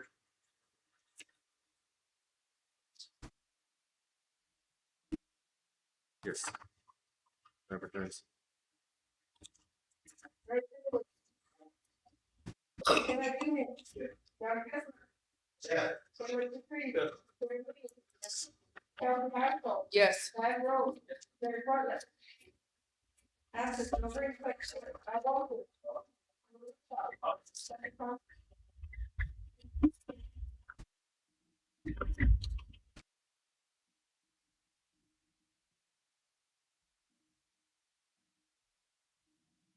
Ten yes, 0 no, 0 abstain, 2 absent, motion carries. Got a few more, council, then we'll take a short break and then we'll get on to the cry. Joe sits here. Next is a Credco LTM feeder trust. Motion to recommend approving the draft resolution requesting to start the feeder trust process for the La Jota Thrifty Mart sites within Dupree and Cheyenne communities. Motion by Mr. Knight, second by Ms. Lee. Motion by resolution, Secretary. Frank Zimmerman. Ken Junior. John Kessler. Yes. Henry Stewart. Yes. Chelsea Hackle. Yes. Brad Rose. Yes. Gary Bartlett. Absent Bill Bricksman. Bob Walters. Alan Lindau. Kathy Thompson.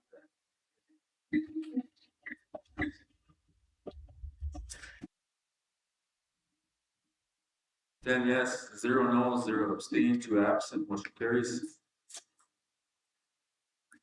Council, next is a lot of land issue for Madam Secretary Yvonne Whitefeather. That's not you. Oh, it's Evan.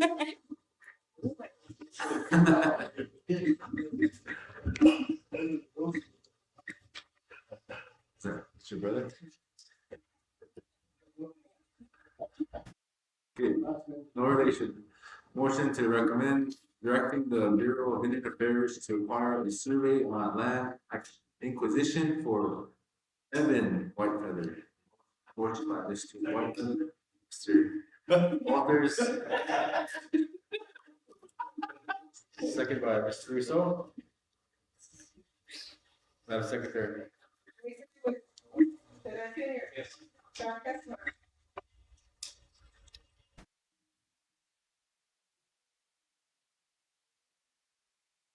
Chelsea Hackle. Yes. Brad Rose. Yes. Gary Bartlett.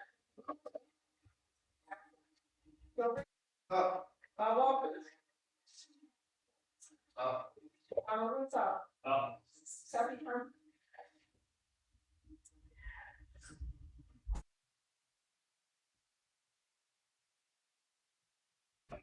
9 yes, 0 no, 0 abstain, 3 absent, motion carries.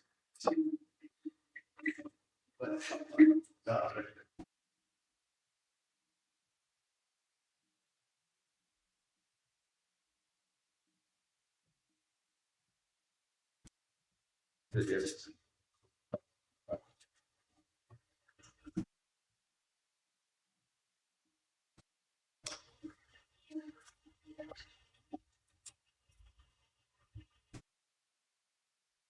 They're in the room.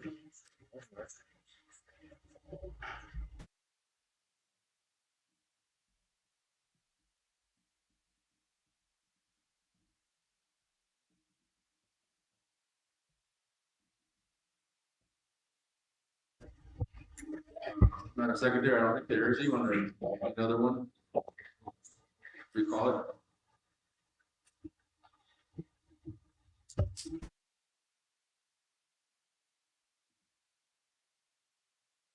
Council, there's, just so we're clear, discussed this with some of you. Our constitution says 2/3 council is the quorum. So there's, 15 total, but there's 3 vacant seats.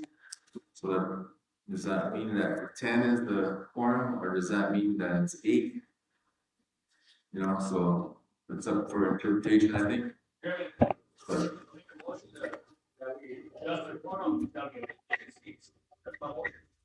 so that for this thing, so we gotta pay attention and make sure we're vote.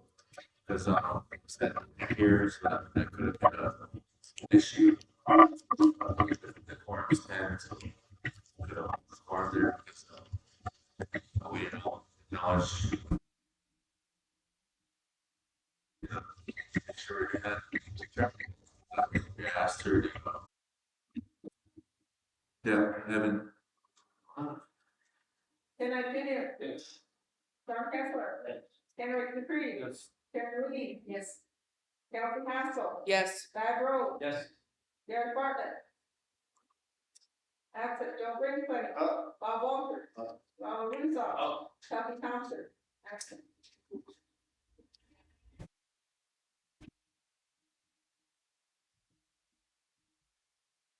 Ten yes, 0 no, 0 abstain, 2 absent, motion carries. Next is a request for monetary assistance regarding service lines from Catherine LaPau. Motion to recommend approving a 25-year lease with the utility company and refer to tribal council. We have those, papers ready? Carly? Yeah, but it's 25-year lease. Nothing like that. Maybe this one can go back to, go ahead, Ms. Lee. Chairman LeBeau, I don't know if the paperwork is here or not, but I had a solution to this. There's several people that have home sites, Tower Hill Road, that area, Cemetery Road, I guess, and Catherine at CJ LeCompte is one of them. And they said it's gonna cost about, now they're saying 100,000 to get electricity to those home sites. Because the person that owns land near there, I believe it's Larry Jones, won't let them cross his land so they can get electricity. So Morro Grande has been working with the homeowners out there. And we're just waiting on a bill so we can pay it. And I'm suggesting, since we all have $1 million each for our homes, I'll use 100,000 of mine allocated in District 4, because this is District 4, and those, all those people out there could have electricity to their homes. Their home site's already approved, and they already have homes available, but this land, this electricity is holding it up. It went from 28,000 to 45,000, and now they say it may cost as much as 100,000. But those people that are getting homes and those ones that are still coming, at least they'll have electricity and they won't be on hold like this, because they've been held up by this issue. So I brought it up before, and it was in the land committee before, and I was informed by the other committee members that it didn't need a motion because the money was already allocated to each district, each council rep. So I could just do that, but we need an invoice from Morro Grande.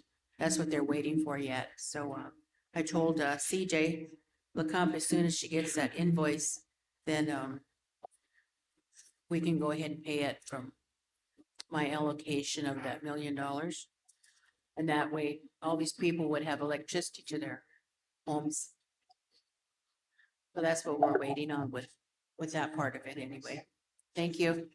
Thank you for the report, and Ms. Lee, if you want, we'll just, whenever you're ready with that, we'll take it up. Okay, so we'll go on to the next one. This is a referral to Willowfoot Committee, the request for monetary assistance service lines. CRST.com.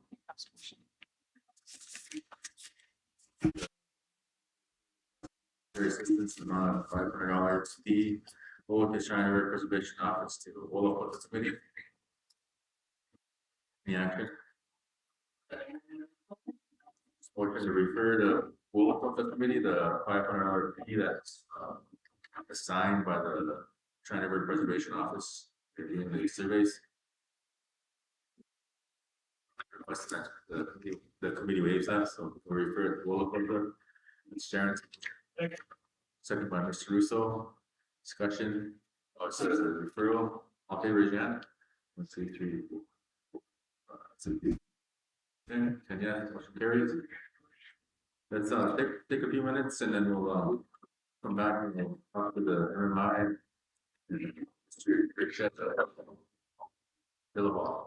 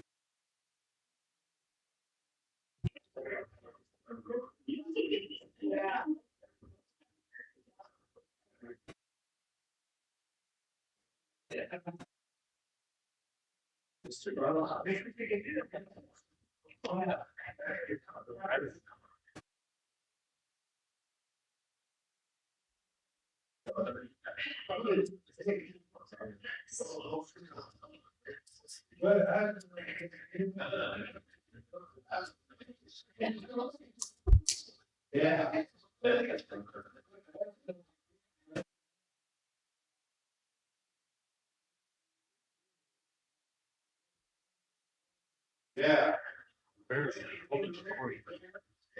Me too. Put that one. Yeah. So I think that. Just so. Yeah, just take that one.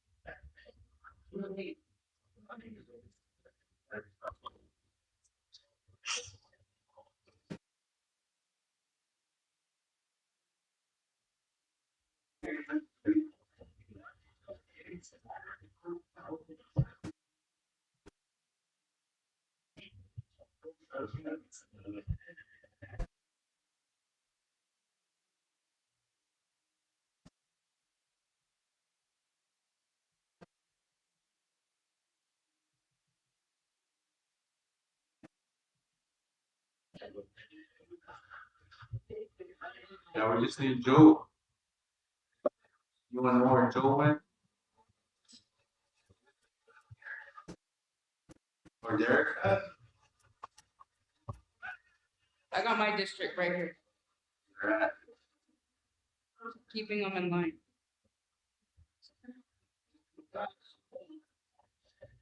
There comes some. Alright. Here comes Right, go sit. If that gives us 10.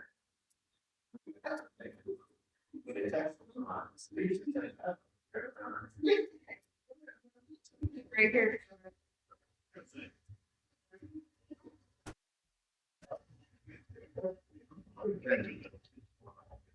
He's wearing camouflage, I can't see him. We'll get started again, cover council. And we have, some guests. We'll hear them out, take any questions. But if you ladies wanna come to the front, there's the desk, the mic. And I know, Allison. And, can't remember her name, sorry. That's okay. Just say. You just pull it there. State your name and organization. I'm Emily Metzger. I'm under the AG's office. We're here to talk about the MMIP and human trafficking positions that the state just got and as their new programs. I am Mary Beth Holsworth and I am the Human Trafficking Coordinator.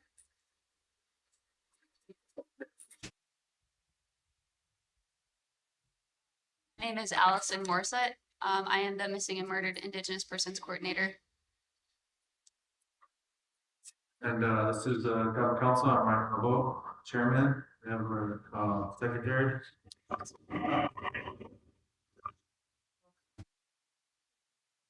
Thank you. You guys just want to introduce yourselves, Mr. Walters? Bob Walters. Appreciate my job. Oh, gosh, it's not paid, this is sick. They want here to teach you that one. Or try. One. Right, this is one.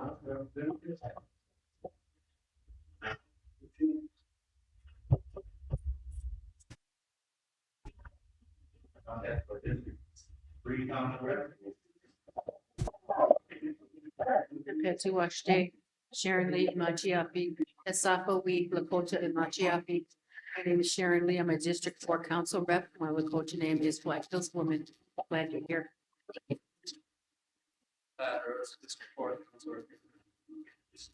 Kelsey Haskell, District 4 Council Representative.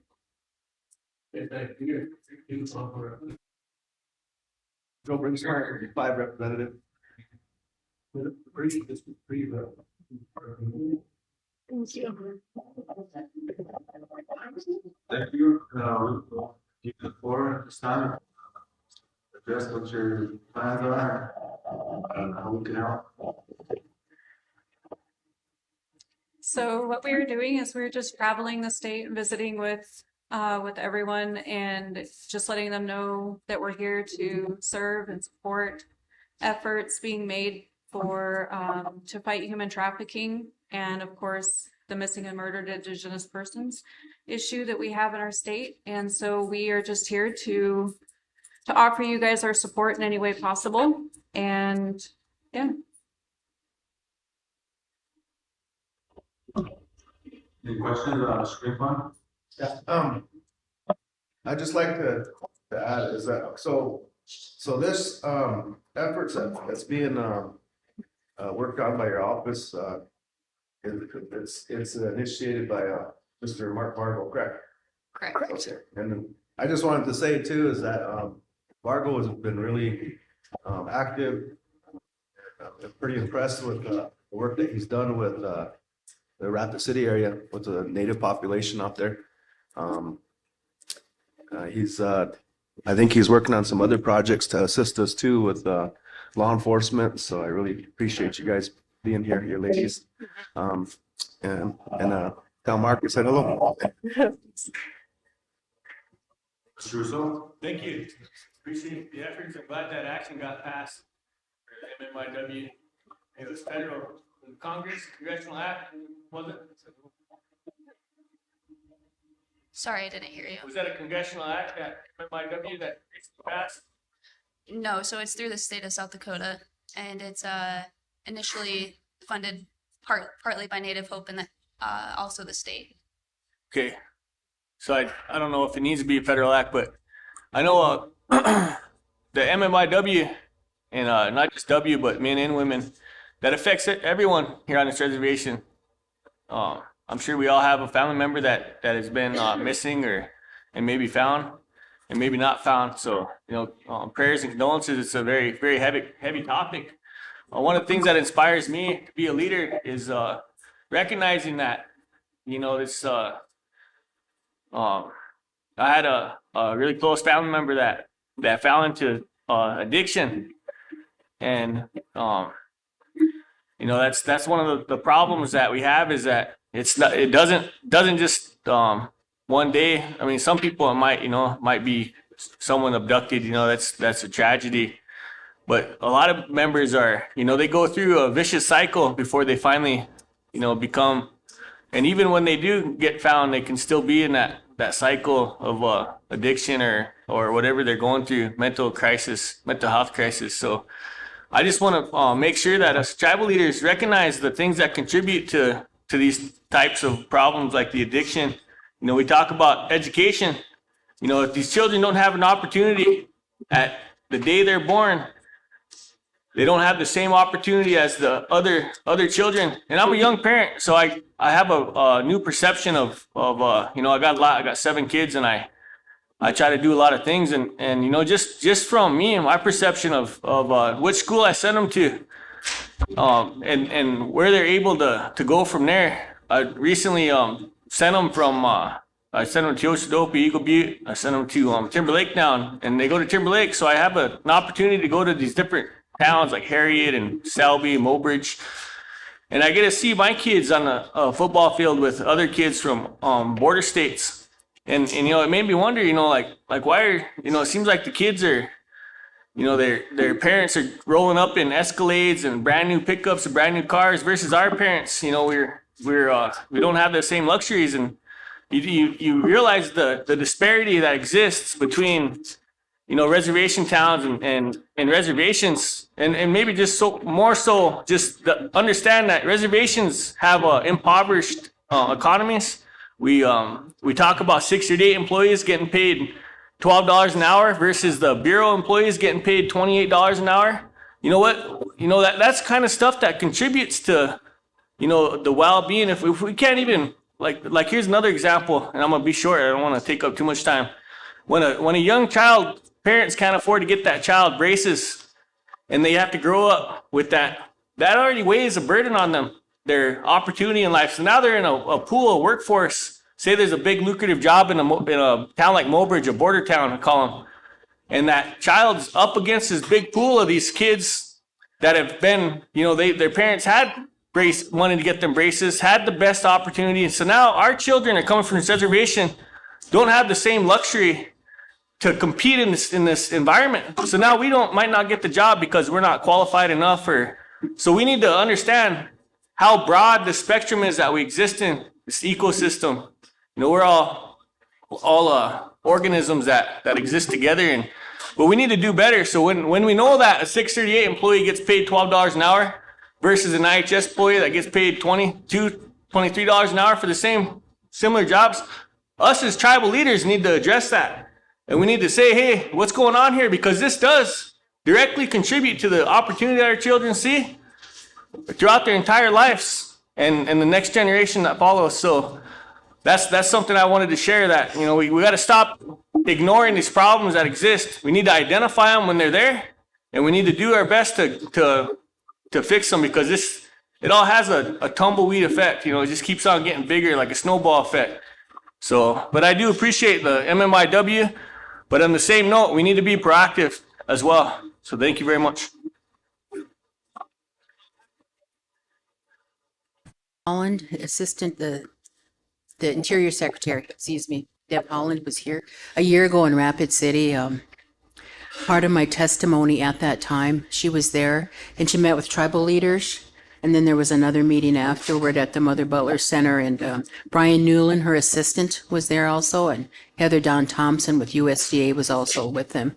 And several leaders provided testimony, and part of my testimony was regarding MMIW. I work with that, and I have for several years. A lot of people here do in other areas, and you may have met one of my friends who's in the forefront of it. She's been for several years, Lily Mendoza out in Rapid City. You may have met her. I know there are several people that are very active in it, and I do as much as I can when time permits. But part of my testimony was the MMIW, the human trafficking, and the need for more funding, and more positions. So I'm glad I was reading up on these positions that you ladies are in, so I'm glad that they're filled, and I'm glad that you're here. But one of the other areas that I touched on was from time to time on between the Capitol Pier and Eagle Butte is Highway 63 South, and it connects to Highway 34 at a pier, and there's been a lot of instances of I believe it's white men in pickups. Anyway, and they start following people when they leave pier, when they come back to Eagle Butte, they start following them when they leave pier, the Pier Hayes area. Then these vehicles start following people and they're trying to run them off the road and stuff. And we feel that these people are part of something like that, a network of human trafficking, or they're racist, that are just, they target women. So they're just, they're a problem out there, and someone did here, then they'll go live on Facebook and when a woman was being pursued by these men, she put it live on Facebook, and someone did eventually get a partial license plate number and turn that into the Hughes County authorities and the tribal authorities here. So after that, it seemed to have calmed down for a while, but it'll start up and then it'll calm down and it'll like that. And I was working with Willie Dolphus and others on trying to find a house, like a safe house on 63 South, that when someone is being chased, they can go to that house, for shelter. So there's been that, and there's also an area around Isabel, which is on a reservation here on Cheyenne River, that there was a problem with that also. And that's everywhere. There's women being chased back from Rapid City by people and everywhere else. So it's a big problem out there. So I'm just letting you know that I'm glad that you're on board, and because it's not easy work that you do. Thank you. Mr. Lewis?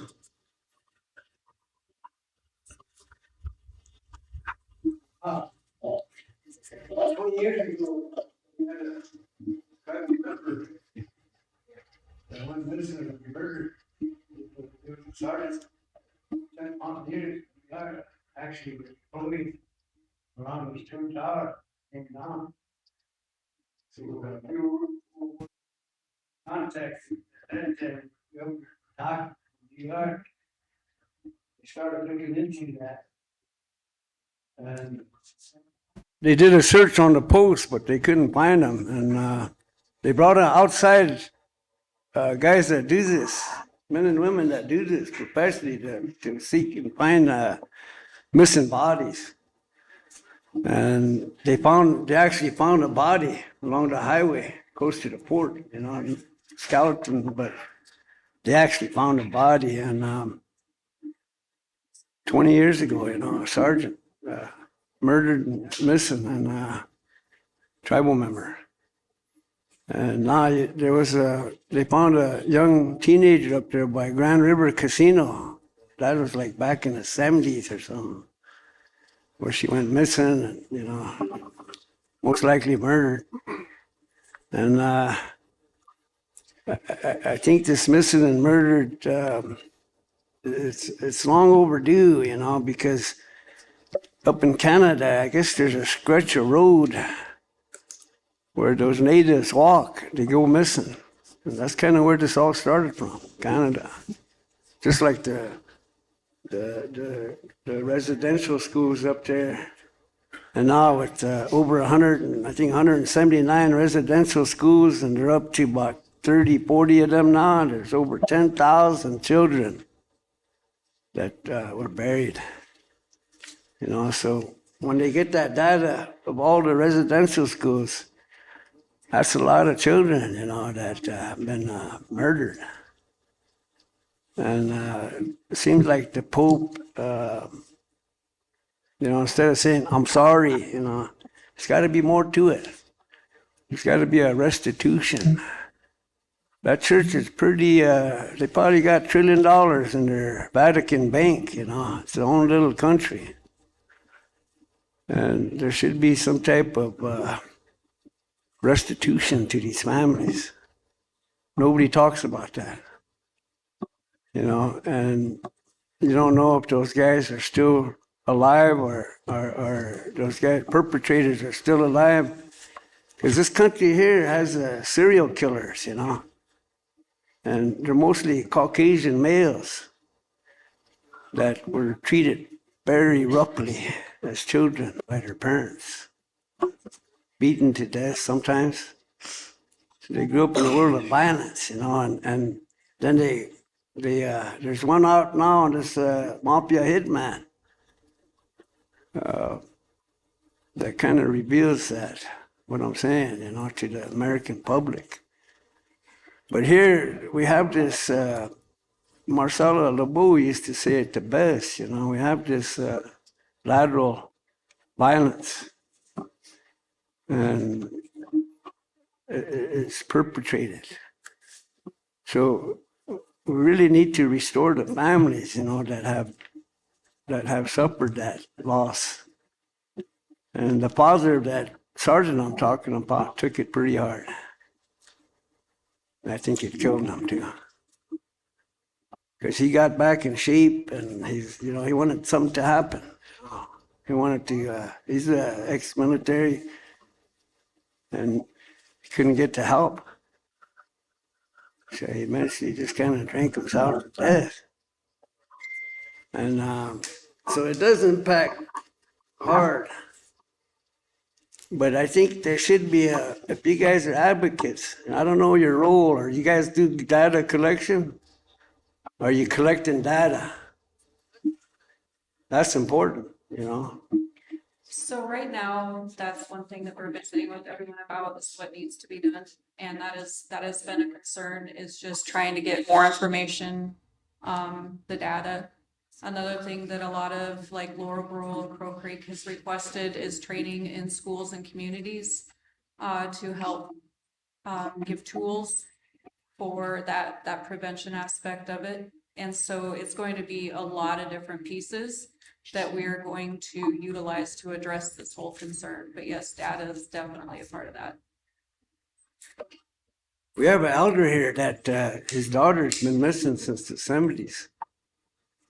And they were finding bodies over in Wyoming, and they thought that they possibly found her, but I don't think it was her, you know? And that was like back in the 70s. And so we still have people here that are missing family, you know, so maybe you should go talk to that individual. I could give you his name so you guys could maybe go check and, you know, get it from somebody that's been living with that for decades. And he's very intelligent, maybe he'll give you guys some insight on what to do. But I think data is very important, and restitution, putting a monetary value on that. If the perpetrators are dead, or if they're still out there serial killing, law enforcement will hopefully eventually catch them, hopefully, you know. And but that whole thing now is out there finally, and I think they pulled all of those tribal bills last year. They removed the STAIN Act, our National American Indian Veterans Charter, and I think the MMI, I think they removed that last year. But hopefully this year we're looking at hopefully getting those through, hopefully, and that will make a big difference. From genocide, outright war crimes to, you know, to this, what's happening now. I think the data's out there.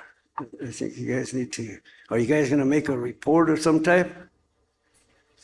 So right now, a lot of the reservations have decided to, you know, work their cases the way that they know how to, because each unique agency is the experts in their town, and we're not coming in to ruin that at all. We're just here to build relationships.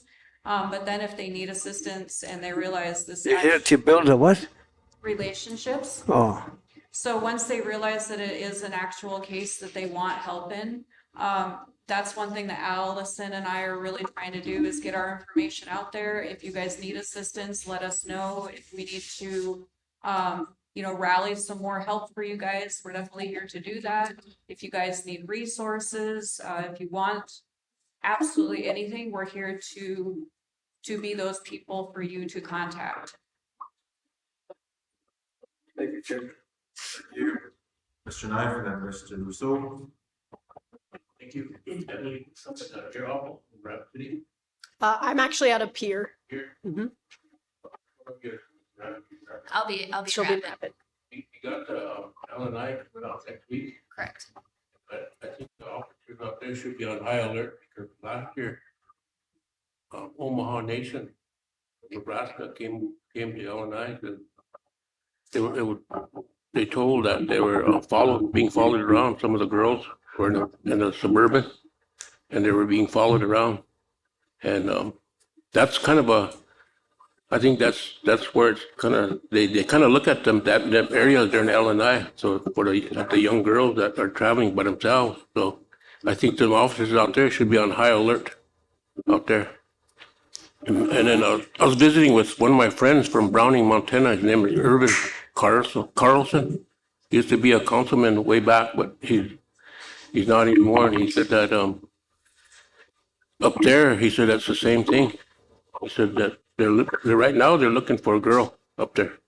They've been searching the whole reservation for a girl, but they kind of had ideas where they seen pictures of her leaving with in a different car and stuff. But the state is not really helping us at all. They should be, just like what happened at Yellowstone when that girl went missing. She's a non-native. Look, next day they're just right there. All police officers all over just went up there. They just started looking for it that next day. There was all over TV. That's the way they should treat our natives too. Absolutely. Yeah. Being an enrolled member from Pine Ridge and growing up down there, this isn't just a job for me. I hold it very near and dear because I have been affected by it. And so that's why we're going across the state and meeting with all of these tribes to see your concerns and let you know who we are. So that way, if you have any questions, concerns, ideas even, or of a family who's been affected by it and wants to talk to us, we want to give you our contact information and like Mary Beth said, build those relationships. And so that way you feel comfortable enough to approach us. And like you said, you feel like the state doesn't help enough. But that's what we're here for, is to build the relationship, the communication, and, try to help this issue. Yeah. Thanks for coming. Yeah. Thank you.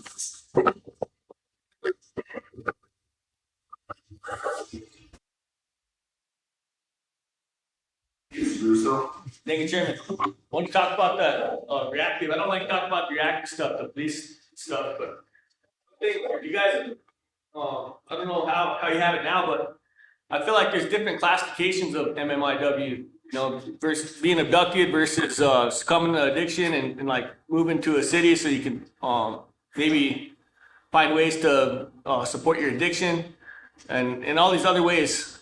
And I'd like to see some kind of classification. Nonetheless, I'm not saying there's one classification worse than the other or better or that deserves more attention. I'm not, by no means at all. But one of the things I want to touch about is just briefly on education. So when I got on council 2 years ago, I asked for the data. I wanted to know what each school on the reservation got per student.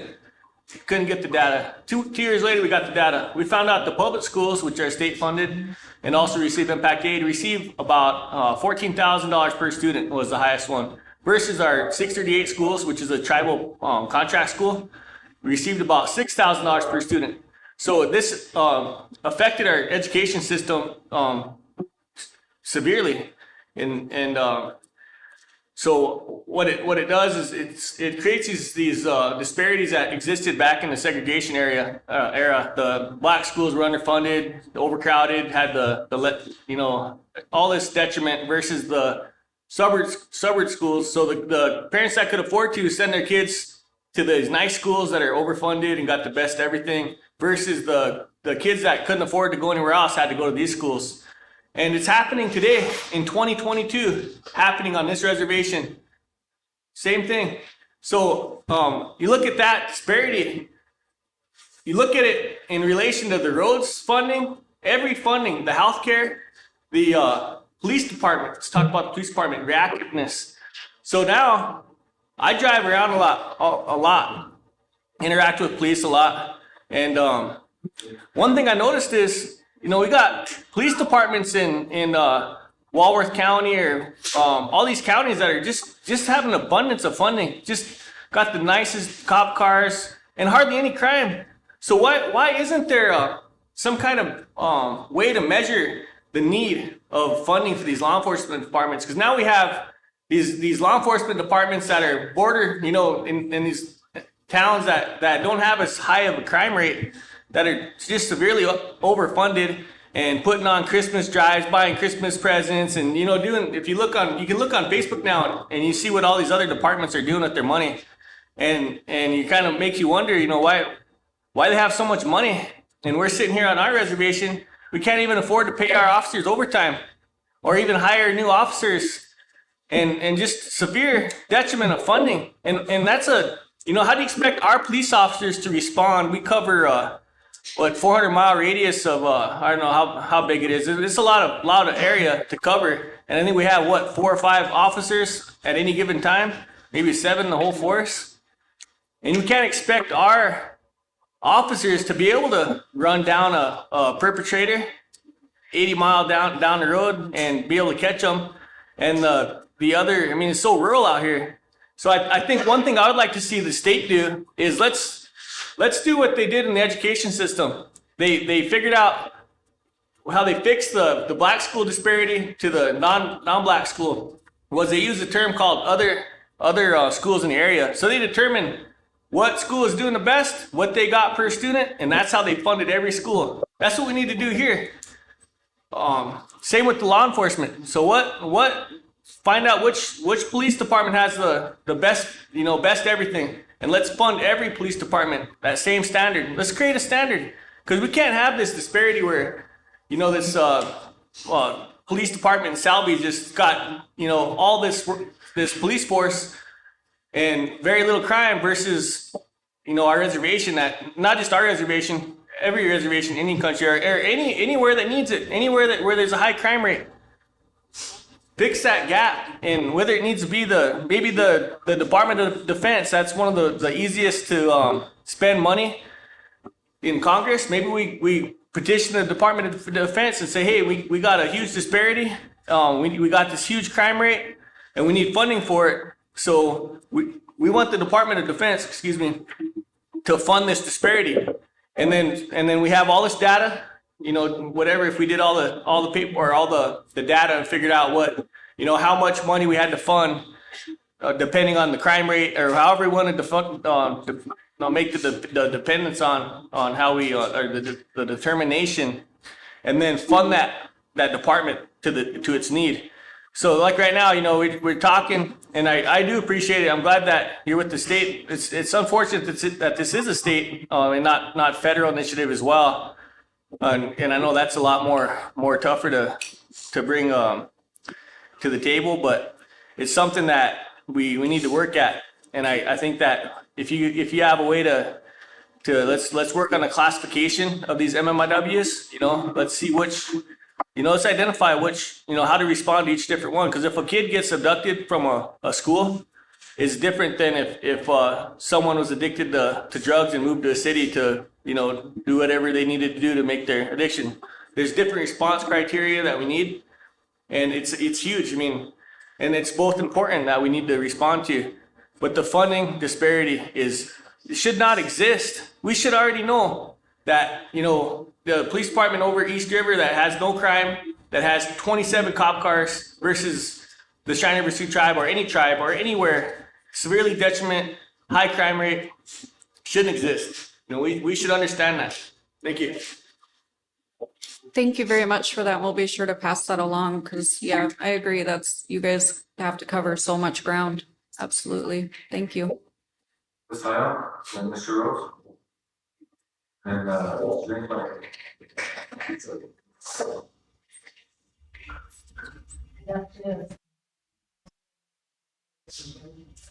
just have a question for these women.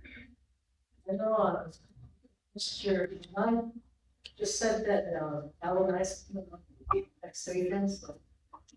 Is it possible for you to like set up cameras where the target areas are, where the children are missing? There's children missing in Rock City every, like 2 or 3. And then I'd be cameras out on the streets where people I think are, won't give that information. So I think if your program or your project, you're missing work, just office. Maybe if you could provide something like that, where cameras are statistics of the exact location where these kids are always missing from. See. That, you know, the 14-year-olds, 13, same. So, you know, you have the money in house, you could do something like that. So, you know, some problems there, prevent some deaths, missing. Chairman, on this presentation, comments, missing and murdered people that we have here. I have to look into that one. Sorry, I'll put a little plan. Okay, so, you want that person, Chairman? We don't have that established yet, but that's what we're here to do, is to identify who the contact person would be. No, I will be based out of Rapid City. And I'll be based out of here, but we're traveling everywhere, and we will travel as much as we need to support in any way possible. Absolutely. Here on Chandler, we have many unsolved deaths. And I know Oklahoma does too. Oklahoma had like over 60 stuff unsolved deaths.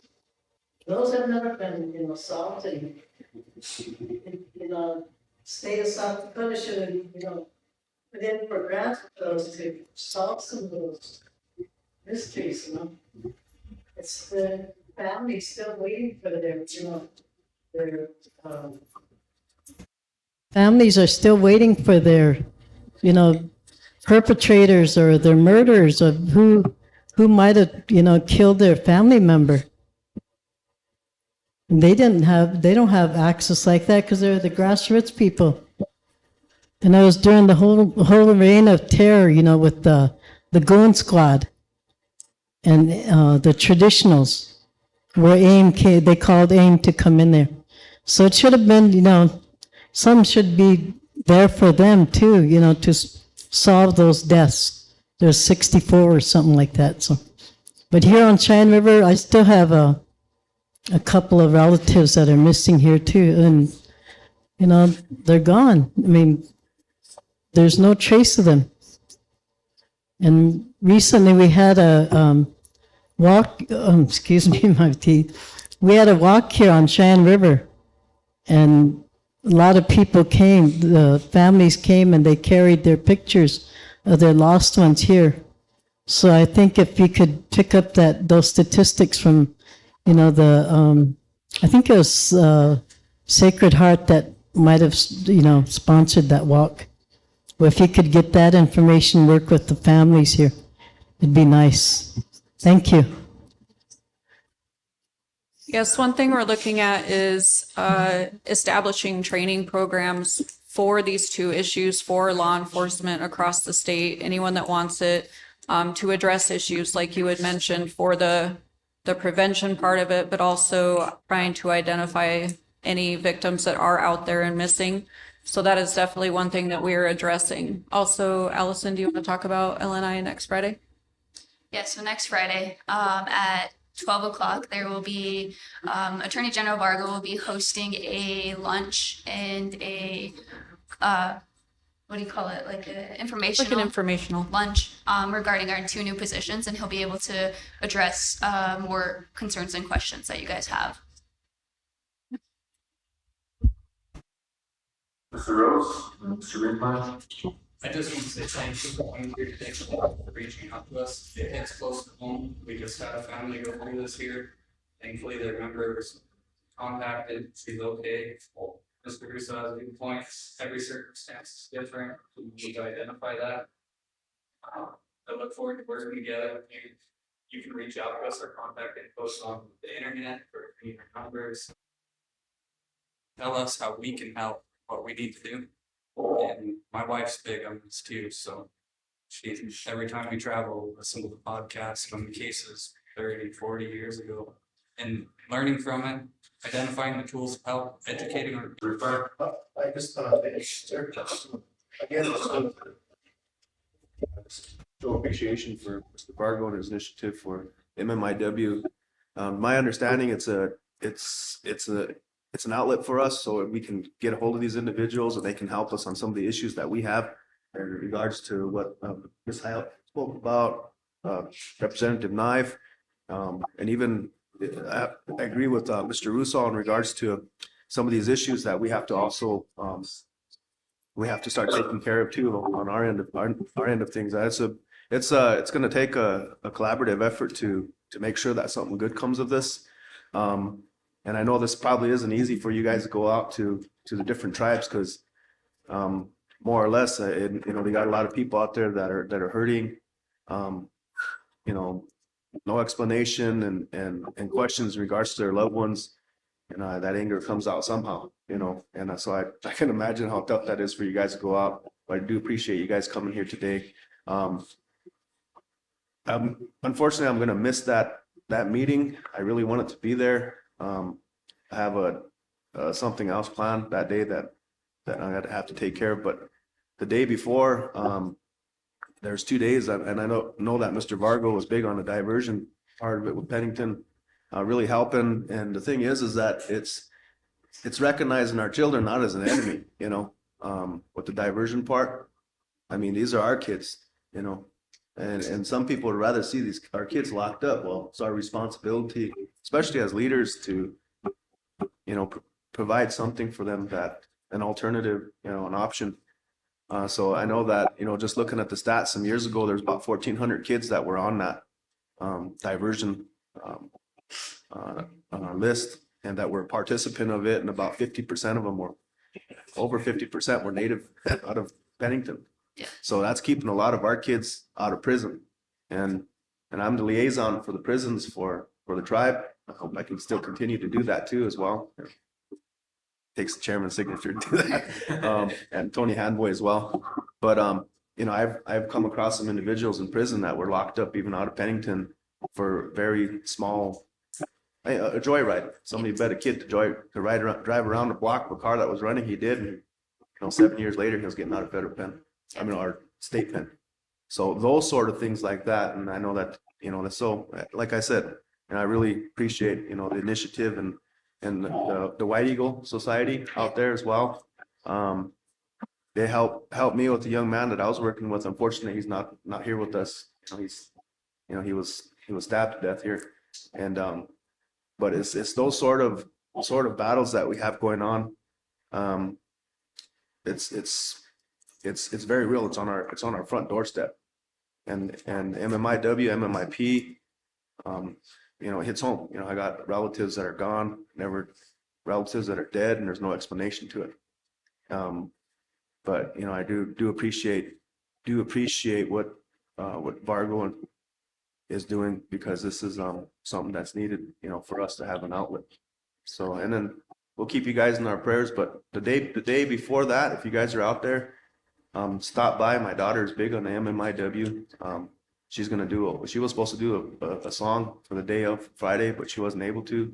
So she's gonna do it for the diversion the day before at 9 a.m. at the Holiday Inn Convention Center. Okay. So if you find that diversion meeting, then come on over, and you guys, I'll be glad to introduce you guys to her as well. So a little bit of my background, I came from the Pennington County State's Attorney's Office, and I ran the adult diversion there for a couple of years. And yeah, you hitting on the key points of social justice reform versus incarceration is something that I'm really big and passionate about. And I'll be in Sioux Falls Wednesday evening. But if we get done early enough, I told Mary Beth I was going to travel home so I can attend the conference at the Holiday Inn at 9. So, and if you guys are interested I created an Oyate court with the Wambleska Society in Rapid City, and it's a culturally based court, specialty court for Native American youth and adults in Rapid City versus coming through the Pennington County State's Attorney's Office adult diversion program.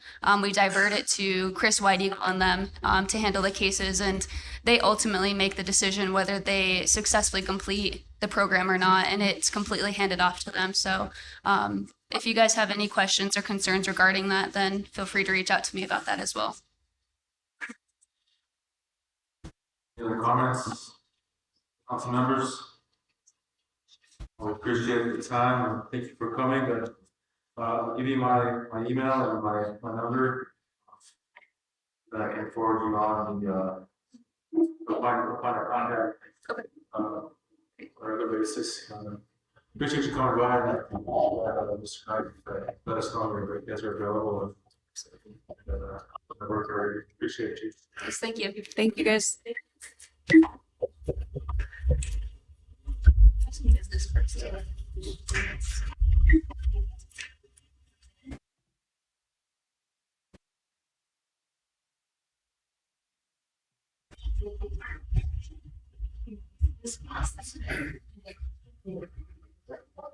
Thank you.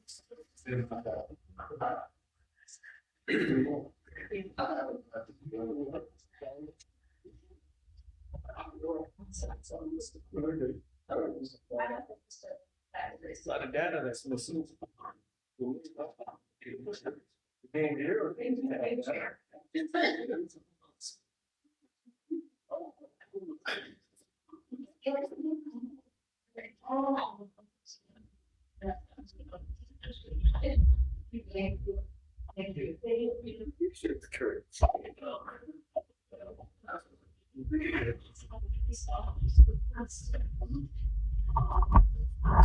Why is it?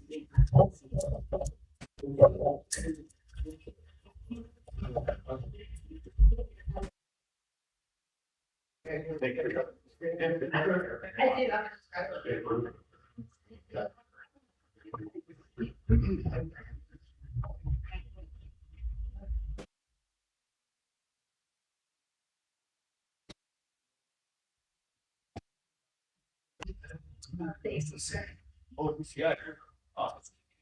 So as far as forward communication, get the word out, that's really important. Native biobank. Yeah. For the 5 years, I've heard 7 different kinds of. Just everybody get. You see, Or this, your setup. Oh, no, what's up?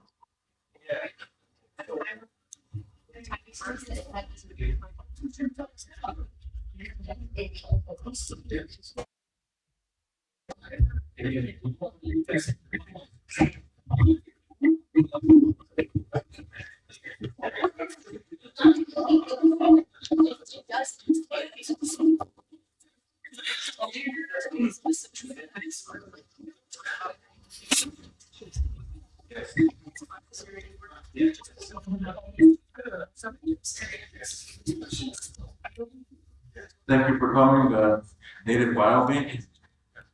Joseph and Bert. Time on our floor will start your time, it's 15 minutes. I got a 60 speech though. We'll go ahead, pick up first. Sure. Heti yato washte, mitako yapi. Good afternoon, council. My name is Joseph Arashetta. I'm the executive director of the Native Biodata Consortium. And this is Bert Dillabaugh, who's our tribal liaison for the NBDC. I am not a tribal member. I'm here in the community because I'm married into the community. Bert is a tribal member. But I am here not representing the NBDC. I'm here as a spokesperson for Councilman In the Woods and a request that he has for creating a public health department. And so you have 3 documents from us. One is the PowerPoint presentation. One is a brief 1-page summary, and the other is a more detailed document with a budget that we've planned out together with Mr. In the Woods. So as I said, I'm not representing the NBDC. I'm just being a spokesperson for the idea that Councilman In the Woods came up with. So on the first page, you'll see our main ask. Our main ask is a $3 million budget over the next 3 years to begin a public health department. So with the pandemic, Cheyenne River stood up a public health ordinance and also passed recently a data use policy for the tribe, and those are good things. But we need to go further to help the tribe with planning for a great many things. So on the next page after that, some of the lessons that we had from the beginning of COVID was that there was a severe delay in testing and vaccines because the tribe didn't have enough expertise. There was not a full assertion of tribal authorities from people in San Francisco and Seattle, Baltimore, and New York City for emergency use authorization test kits. But since there wasn't a way to implement those things, we couldn't get those services to the tribe. And so the tribe ended up waiting for the Indian Health Service to start administering those tests. So what we propose is that a public health department can bridge that gap if God forbid that this ever happens again, but if it does, a public health department can act rapidly to get all of these things on the ground and working, even if the testing is unvalidated at that time. So we can take advantage of our partners across the country and get things moving quickly instead of, I think we had about a 4-month lag time, if not longer than that, in protecting the tribe.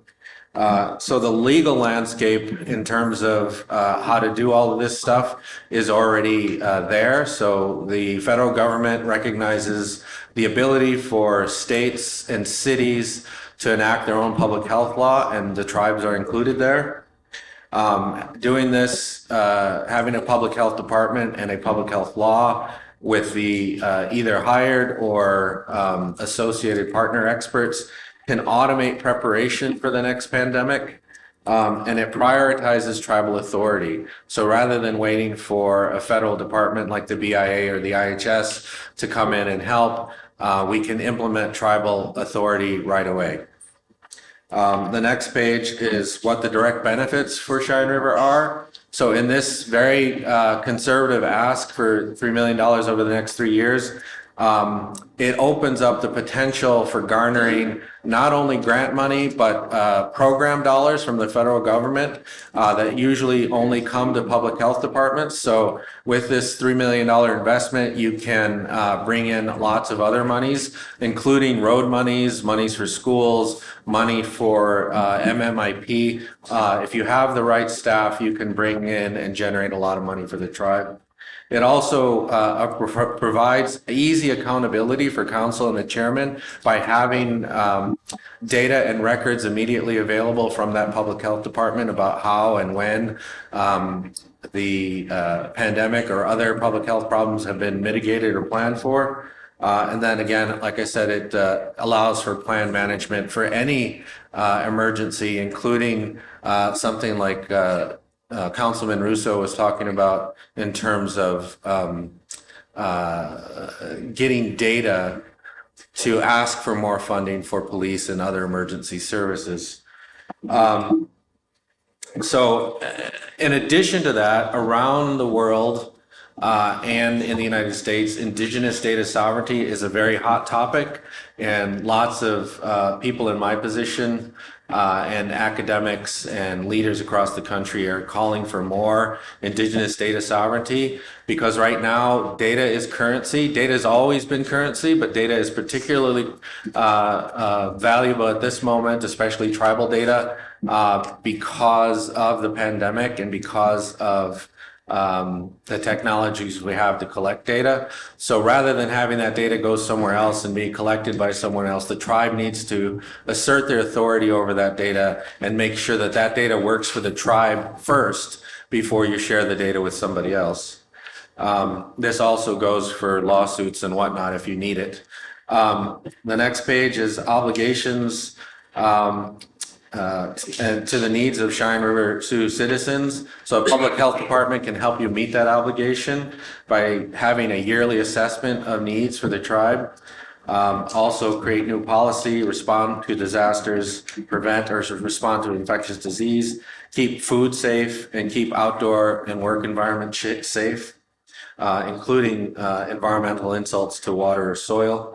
The extra benefits for a public health department is protecting air, soil, and water, coordinating many services and many departments, So I know that down on OST, Mary Tobacco, there were some jurisdictional problems between departments, like say the police department and the health facility about sharing data. A public health department can smooth over those barriers and make sure that that data is being used quickly for tribal purposes.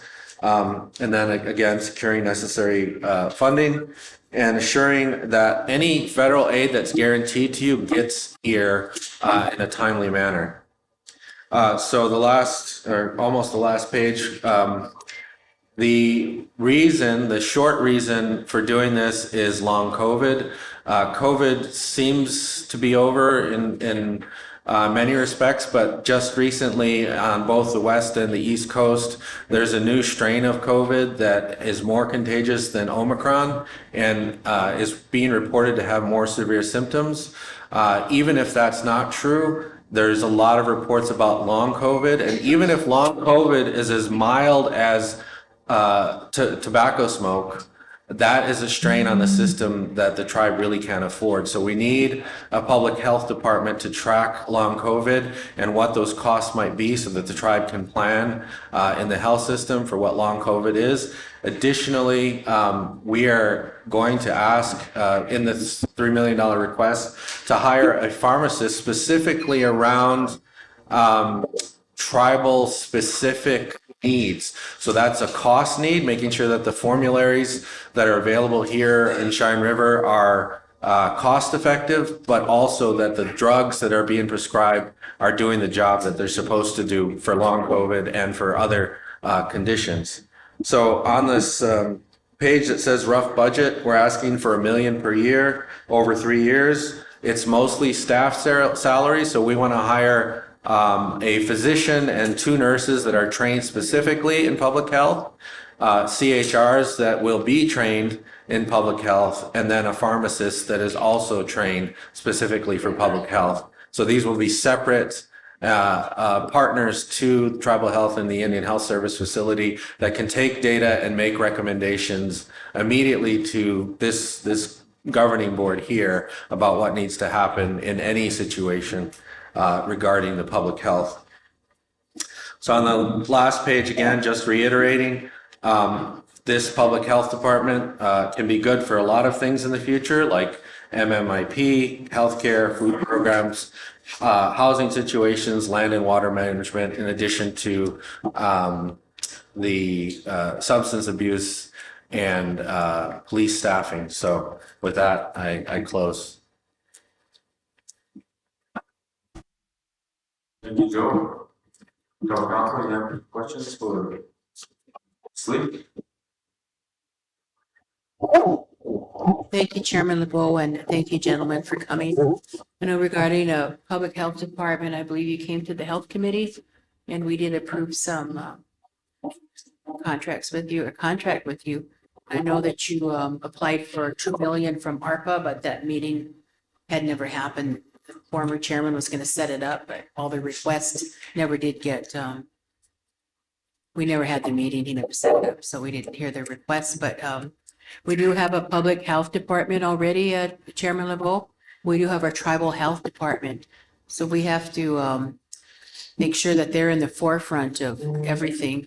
And we've addressed the long COVID also and everything at the tribal health meeting. So we can't leave our tribal health department out of anything. And so establishing another public health department when we've already got one in place. So and then the $3 million, again, was that going to be coming requested from COVID, the COVID money, or somewhere else? Because I know that isn't in the budget, but Mr. Rashida? Yeah, so again, this isn't for us. This is a request made by Councilman In the Woods. I did talk to Danette, and tribal health right now is at least in title functioning as the public health department. But what this request is for, and you can correct me, Mr. In the Woods, this request is to separate and begin a separate public health department with a specific mission towards public health.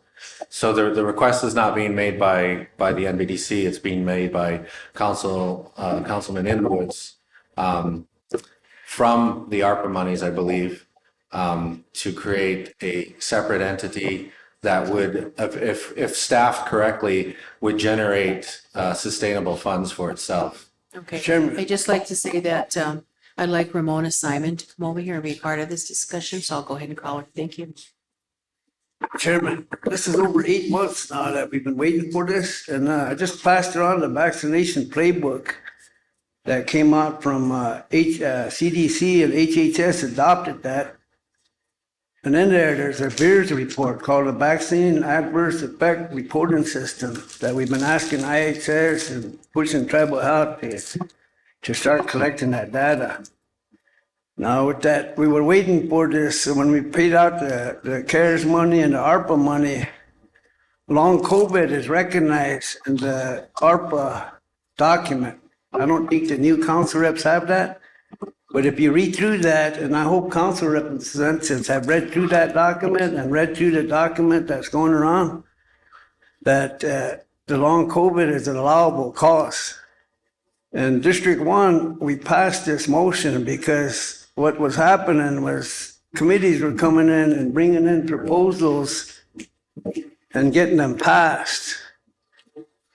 And we have District 1 and District 6 that approved of this proposal allowable cost because long COVID,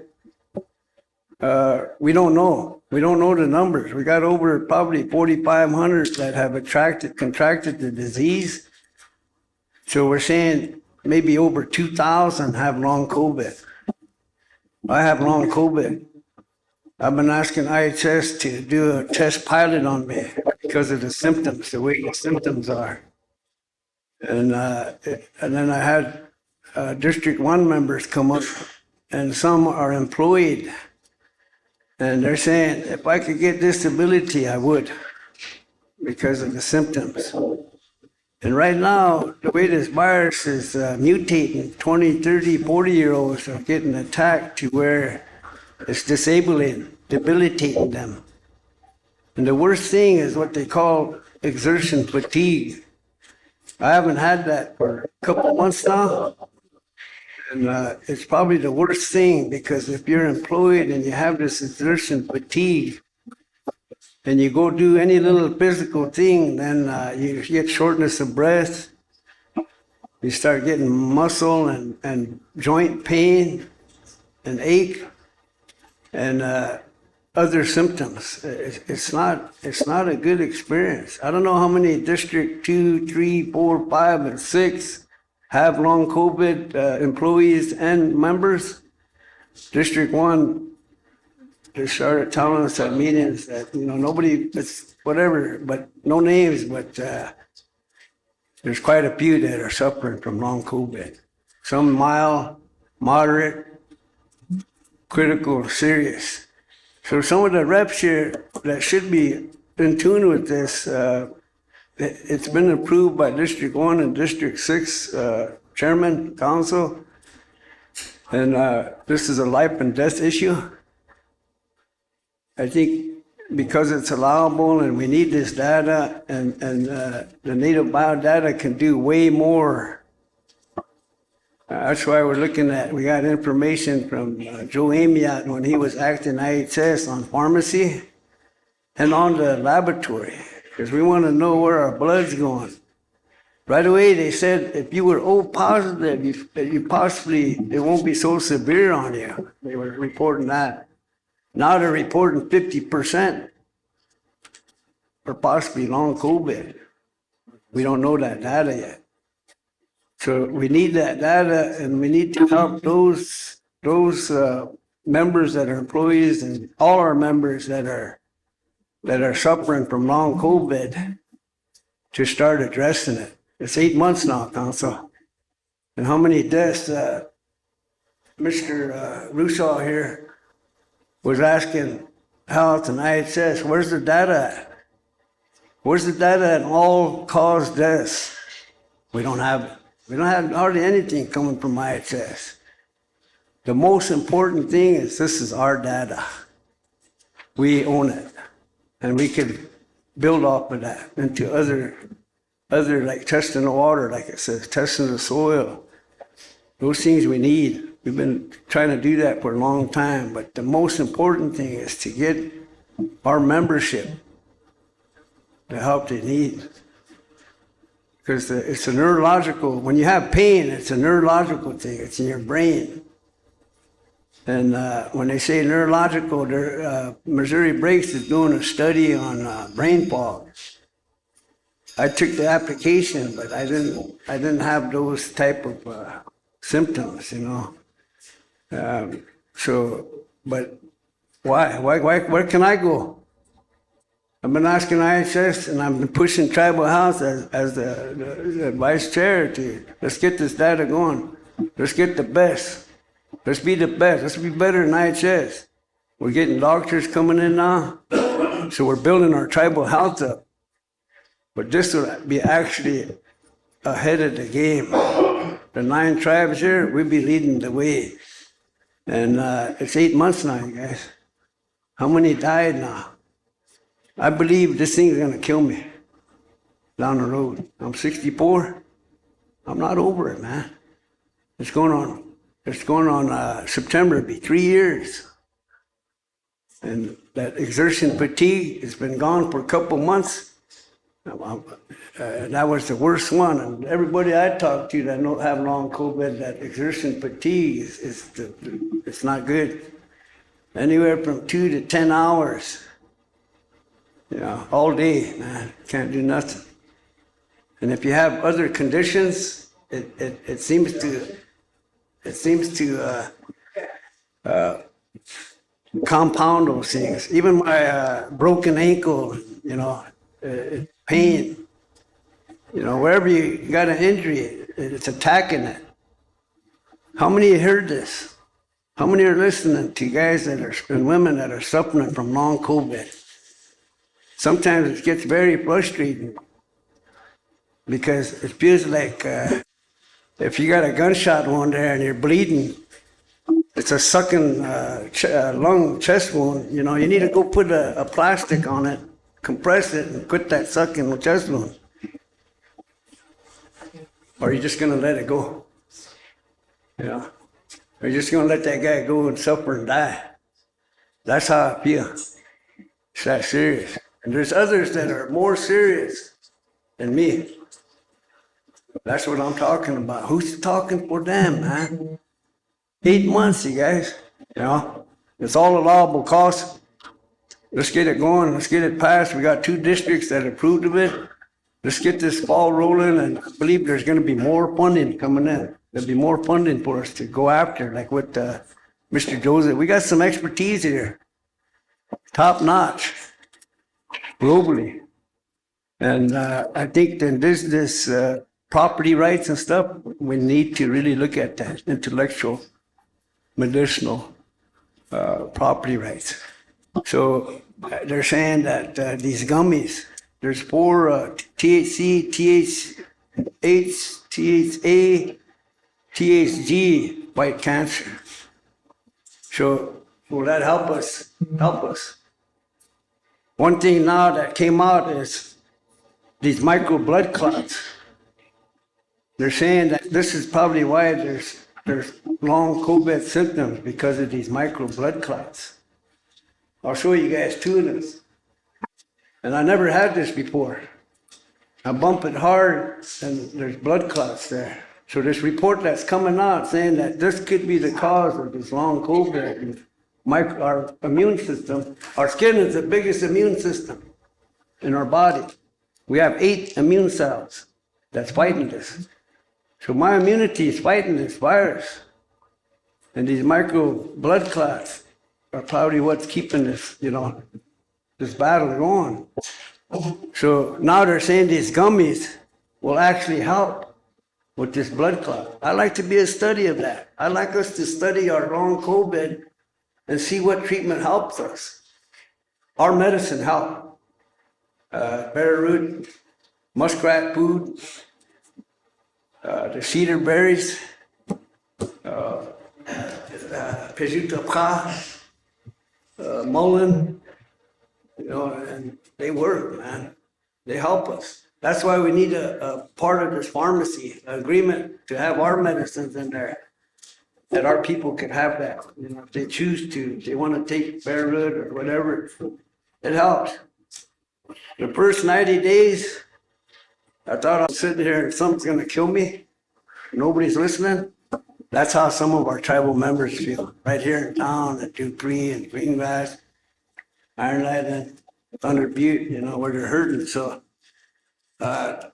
there's documents here that we need to get to the new reps, that vaccination playbook, and plus the ARPA, the documents out we were waiting for, where it tells long COVID. And then CDC last December, they recognized long COVID. They recognized vaccine adverse effects. So CDC finally come out with some stuff, but a little bit on National Institute of Health. Remember when we were on that consultation with them? That Collins retired, Fauci retired. I think they did some criminal activity, man, by shutting off the people's right to talk. Professionals trying to treat this virus when they were being persecuted. And you know what? They were right. Those guys were right, man. Like this FLCC. There's another document for you guys. This here document for your new council reps. We went over this with IHS. And IHS at that time had that, what's that guy's name? He was a pharmacist. Remember that, John? He was a pharmacist, but Chairman, we didn't finish that. We need to get that. We need to get that with IHS to have them come here and finish what we did. Because remember, they didn't have that chief medical, and now they have it. So if you can set that meeting up and we can prime our council reps on this issue, and then have the IHS area come here. Let's and not get answer too those far questions. into that. Let's stay in the woods and we got other people, council reps that want to talk. We got some other council reps that want to talk as well before it's getting late. We gotta take a lunch break yet. See, that's what I'm saying. See, that's why I could get, when I'm getting told something, when I'm trying to share this experience, you know, just think how other people feel. So why don't we make a motion to approve, because we got 2 districts approving it. It's we got Ms. Lee and Mr. Brinkmoney. Thank you, Chairman LeBeau. I was going to make a motion to refer to the Health Committee because no motions have come from the committee, and we always say, go through your committee, you know, it has to come through the committee. And I'm the new Health Committee Chair, gentlemen. I'll make sure that you're on the committee and that you're able to present your documents that you brought in today. So that's my motion, Chairman LeBeau.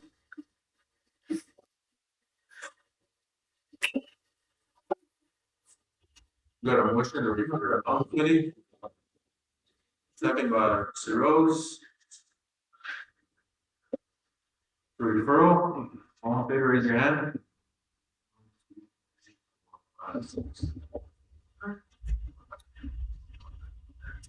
9 yes, 1 against, motion carries.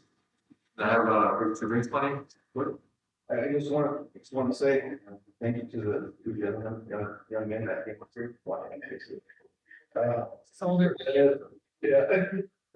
Also to Representative in the woods. Have the COVID as well.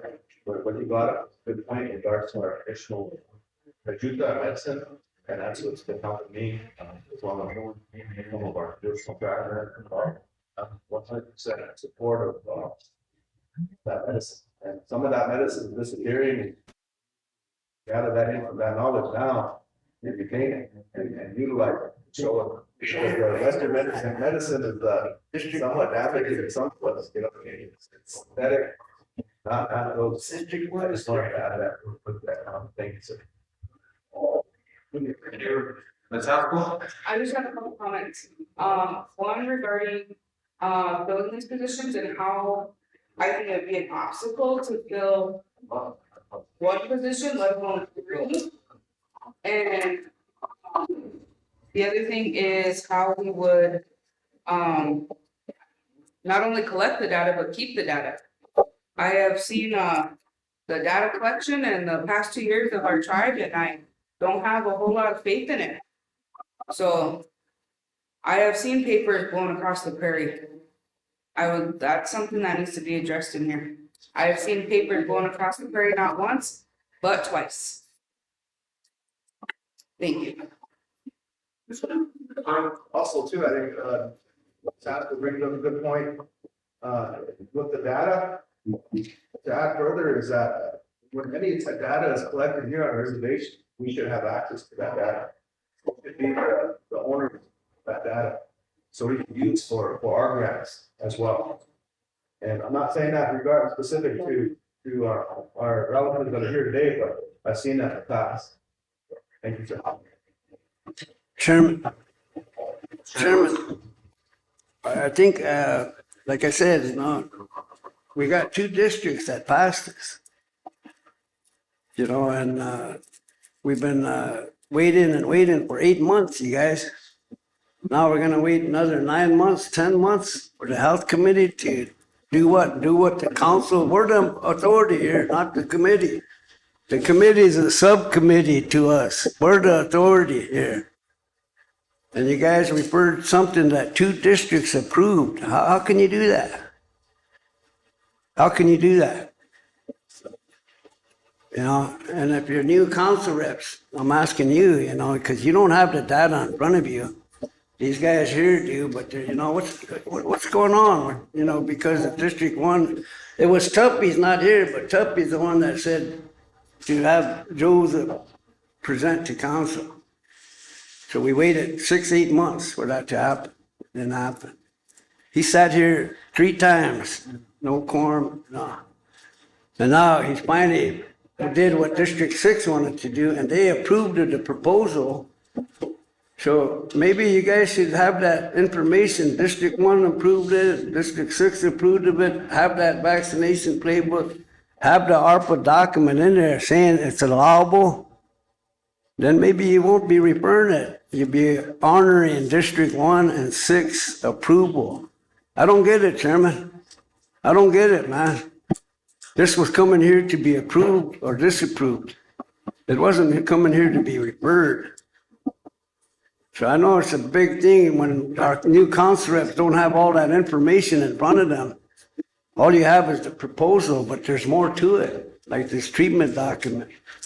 There's a lot of things that we need to get to the council reps and the ARPA itself saying it's allowable. So what is the health committee gonna do? Because this was actually strengthen our tribal health department. We can do better than IHS. That's what I'm working for. Our tribal health to be better than IHS. That's what we're doing. We should be leading the way with the data, everything. Our blood, where's our blood going?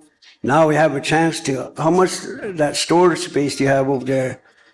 Your new council reps need to go toward that, toward where Joseph at. They're outgrowing that building over there, that old presentation college. The VA is renting the top part of it, and they're on where that garage is. That's where his office and stuff are at. Should go check it out. They're ready to go. You know, they're ready to make this move 8 months ago. I got Mr. Dilbaugh, I want to respond. Hello. Thank you for letting us be here. Just wanted to let you guys know that we're just here on behalf of Mr. Inwoods. This would have nothing to do with us. We wouldn't be a part of it. We wouldn't benefit from it. But some of the questions you guys are bringing up, this could help address, like record keeping. That would be part of this department. They would keep those that data and those records. And if you wanted to do something, Mr. Brings Plenty, with traditional medicine, this would be a place that they could keep those kind of records. And if somebody was using it, correlate that kind of information to find a solution that helps people, so there's hard evidence for that kind of stuff, or some of the stuff that Mr. Russo was talking about earlier with the MMIW ladies on schools and things like that. A lot of these things are public health.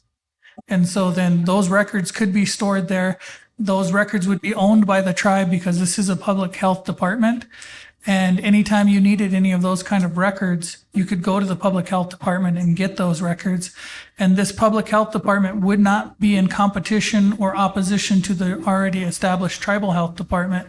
This would be working in conjunction with them, and they would be helping each other out wherever they could. So any of the information that the tribal health department gained, they could share that with the public health department. They could hold those records and have that information available to tribal health.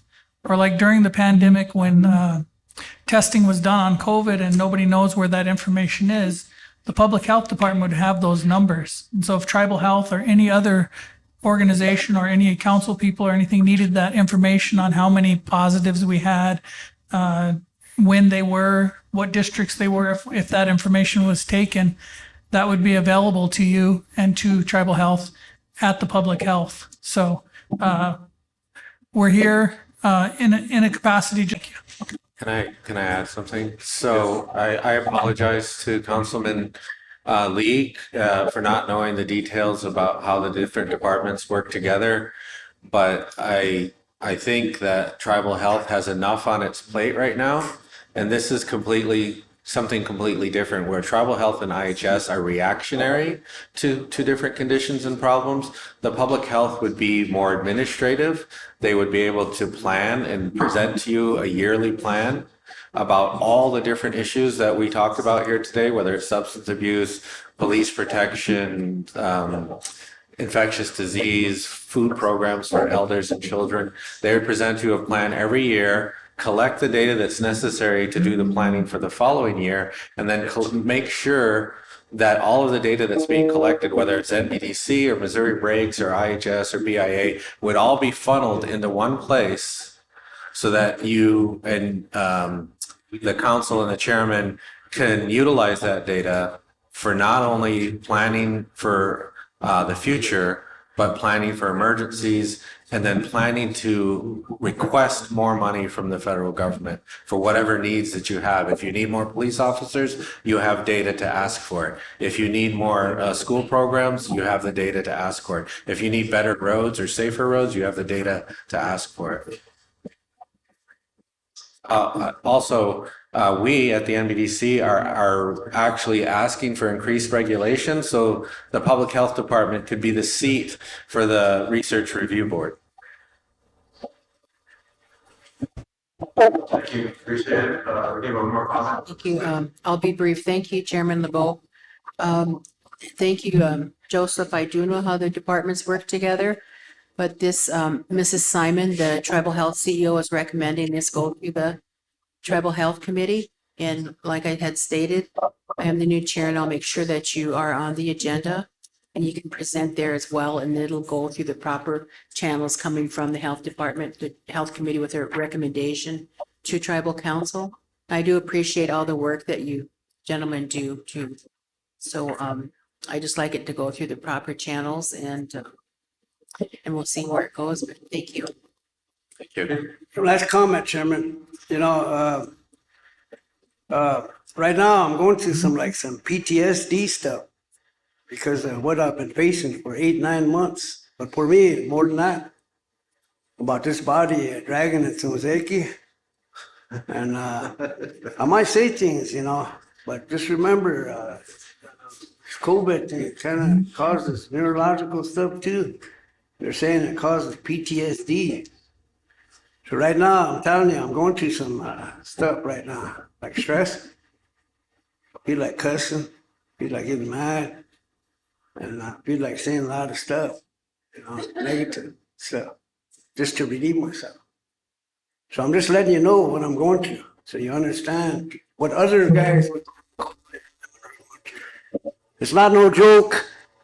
It's fucking real. Hey. You know? So there I did it. See? I cuss like a white man. Hey, that's enough.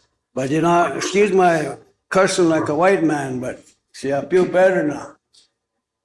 I just want to let you know that this thing is no joke. I've been late here. Elder asked me why I'm late. I told her long COVID. Cause I have to do some stuff just to get to here. You know? It's no joke. If you think it's a joke and you want to prolong it, it's not. It's real. Quit dragging that Unzeki, man. I think we should reconsider this. We should pass this, man. Look at what's happening to me. What about these other guys that are worse than me, man? I want to show you something. I've been hiding this back, and, you know, I know Bob's hiding it, but I can't hide it no more, man. I just told Ron, man, I'm tingling all over, man. Stressed out. I feel like hammering on somebody. You know, I shouldn't feel that way. But I just want you guys to understand what this thing's doing.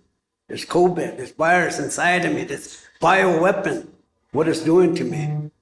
So you guys understand.